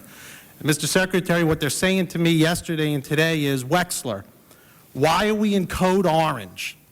If we're in code orange because of Saddam Hussein and Iraq, then what are we waiting for? Let's go. But if we're in code orange because of something totally unrelated to Saddam Hussein and Iraq, then what are we doing? We're going to fight a war, win the war, and when the war is over, we're still going to be in code orange, or maybe then we'll be in code red because we will have totally emblazoned all the people who have put us in code orange to begin with. So I think the American people, regardless of how they feel about whether we should or should not engage in inspections, are totally confused. And with all due respect, the one part of the administration's response I don't fully appreciate, which was, I think, in part to Mr. Payne and Mr. Brown. You are absolutely right. It's unfair, it's ridiculous to ask you to predict how many people we're going to lose or how long it will take. But what I don't think is unfair to ask of you and the President, the American people, is what's our plan when we win the war if we have to fight it? Are we going in, is General Franks going to be the modern-day General MacArthur? Is it going to be the kind of thing where American troops are planning, we're committed to occupying in Iraq? Or are we talking to our allies about how they're going to help us in the occupation? Isn't going to be led by a Muslim country, because that might, soften the way. Is that Muslim country going to be Turkey again? It seems to me there are plans that need to have been made if we are going to prosecute this successfully to the end and accomplish what you call the liberation of Iraq. But I don't think the American people have heard that. And if they did, I think they'd feel a lot more comfortable about the risks they're taking today at Home Depot about what it is we're doing. And I would ask respectfully if you could explain to my constituents why we're in code orange. Does it relate to Iraq? And when we get done with the war, if we need it, are we still going to be in code orange? And if we are, does that mean we haven't eliminated the threat one bit as it relates to the homeland security? We're facing different types of threats, sir, and code orange, whatever code we happen to be at, really doesn't reflect a particular threat from Iraq, but a threat from international terrorism and especially from al-Qaeda. And the reason for elevating the level of concern now is because there was specific intelligence that suggested that there were people who were targeting us in various ways, in the ways that you described. And as a prudent measure, the President decided, based on the advice from all of his advisors, intelligence and national security advisors, that would be a prudent thing to do. I don't think it's the kind of thing that should cause the nation to panic. And as Tom Ridge pointed out the other day in his press conference with the Attorney General, be prudent, maybe stock up on some things around that you might want to have in the house, but go about your daily life. Otherwise, we'll be scared forever. Now, that's easy for me to say. It's a little harder for you to explain in a Walmart in South Florida. But I hope that people will realize that we have to be alert to these threats that will come along from time to time. And it is irresponsible of the government not to share this kind of information with the public so that we can be more cautious. With respect to where we're going in Iraq, plans are being made, and we are starting to share the details of those plans with the public through congressional hearings. Yesterday, Undersecretary Grossman and Undersecretary Feith, State and Defense, briefed the Senate Foreign Relations Committee. There'll be more such briefings. Fact of the matter is, if we have to go with a military force, yes, it will be an American commander who will initially be in charge of that. And when the conflict has been prosecuted successfully, as I'm sure it will be, as quickly as we can, we want to transition out of military government, but we have an initial responsibility that are best handled by a military leader, and then transition to civil authority and ultimately Iraqi civil authority as fast as possible. I'm not sure the answer is for another Muslim country to be in the lead. It's not clear to me that that would mix as well as American. See, the thing about America is our power is understood, it's trusted. People can look at our history and see what that history tells them about what we do when we're faced with a situation like this. And so we're thinking about humanitarian concerns, we're thinking about building on the existing infrastructure that is in Iraq. We're thinking about how to put in place civil society, how to bring in our friends and allies to work with us. There are lots of people who have signed up to be part of it. Even those organizations, those countries rather, that are, shall we say, most vocal right now with respect to let's not get into a conflict, are going to be there to help us if a conflict does come along and in the aftermath of such a conflict. We know that. They've said so. And so I think you can say to your constituents that we have a problem in Iraq. We also have a problem with al-Qaeda. What we don't want to do, we're fighting hard to do now, is to keep those two from joining, that nexus between terrorism and sources of weapons of mass destruction, as represented by what's happening in Iraq. Mr. Secretary, the time you've allotted to us has expired. May I impose for one more question? Sir. Thank you. Governor Janklow.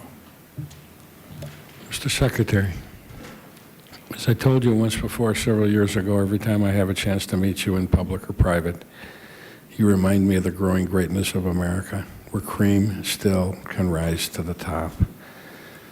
Mr. Secretary, I'm new on this committee. I'm new to the Congress. I'm a son of an Army officer who was involved in the war trials in Nuremberg, Germany. We lived in Nuremberg when I was young. I have vivid memories of, even though I was young, of what went on during that period of time. I heard you today reference Charles de Gaulle in a comment that he made, I believe you said in 1956. I'm old enough to remember that when Charles de Gaulle assumed the presidency of France and gave up Algeria, which he indicated he wouldn't, the Foreign Legion and other French generals revolted. And there was a great fear in the world that the French army from North Africa was going to invade France. Once again, post-World War II, it was a president of the United States that said an attack on France proper by the army of France from outside of France would be an attack on the United States. And the generals stood down. I can also remember that it was, I believe, Charles de Gaulle who, when a few Frenchmen were fighting the Germans, he went to Britain. And when Americans and Brits and others were landing on the shores of Normandy and dying, he was on the radio broadcasts from Britain to France. And I'm also an American who remembers that the French have put, and they're great allies of ours, and when this is all over, they're still going to be our friends.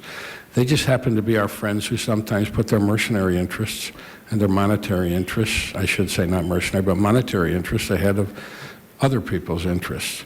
But I've got 3 questions that I'm concerned about. One, has America's government ever disclosed to our people the economic interests that our friends, the French, our friends, the Germans, and our friends, the Russians, have with Saddam Hussein's regime in terms of the financial benefits that they reap from their relationships with Saddam Hussein? 1. 2, Saddam Hussein is a man who's always been at war. We talk about war crimes trials, and we go around and pick up some of these lesser war criminals, and we put them on trial in Europe before the world's community and by the world's community. But if I recall, and I may be incorrect, I recall this is the guy, the only person, who's used poison gas since the First World War, and he used it in a conflict with his next-door neighbors in Iran. I believe he's the only person in history who's publicly gassed his own people when they disagreed with him.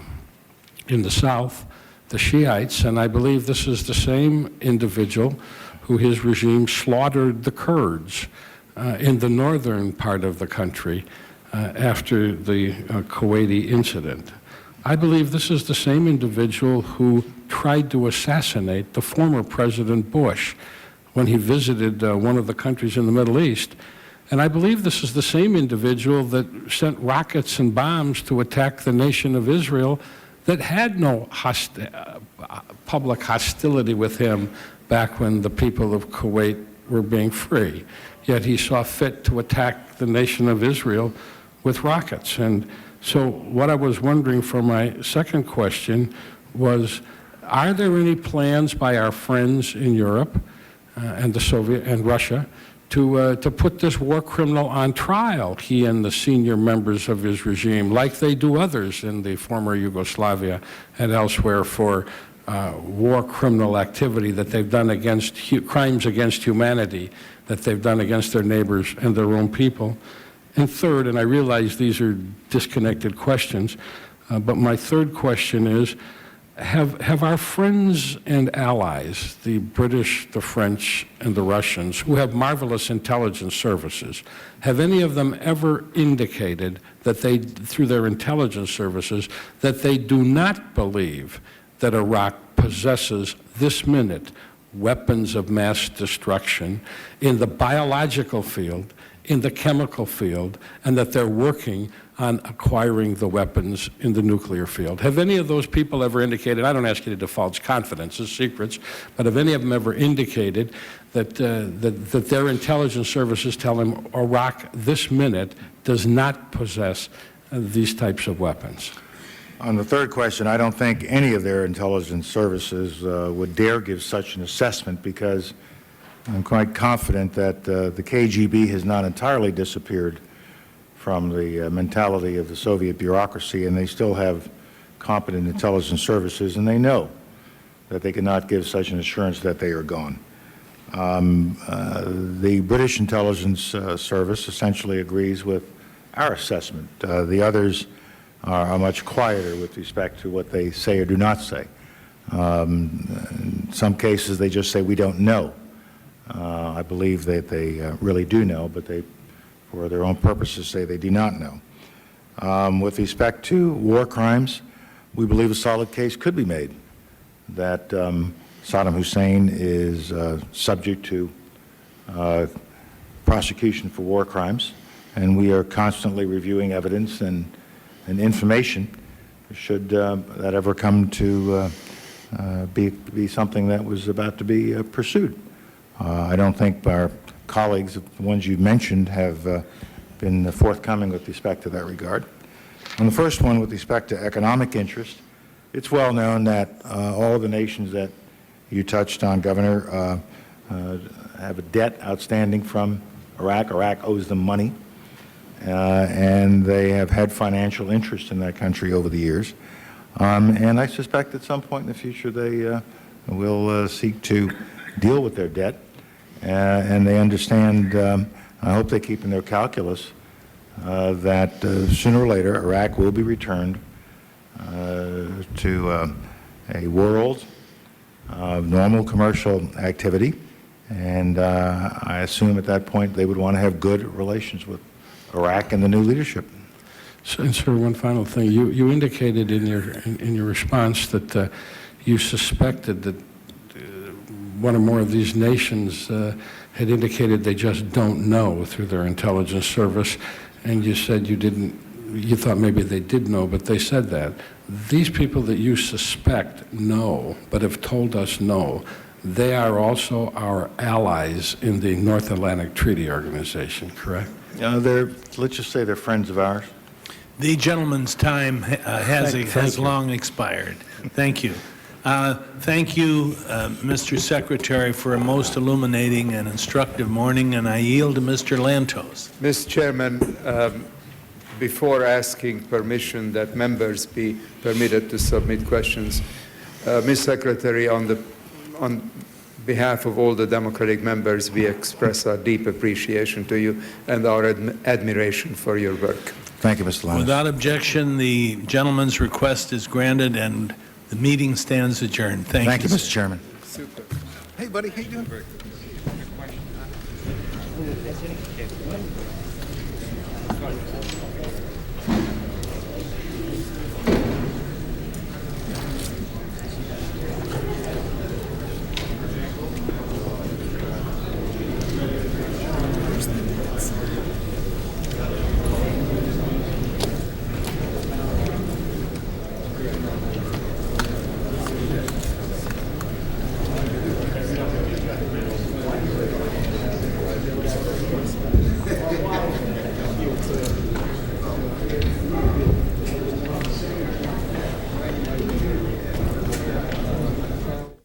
Defense Secretary Donald Rumsfeld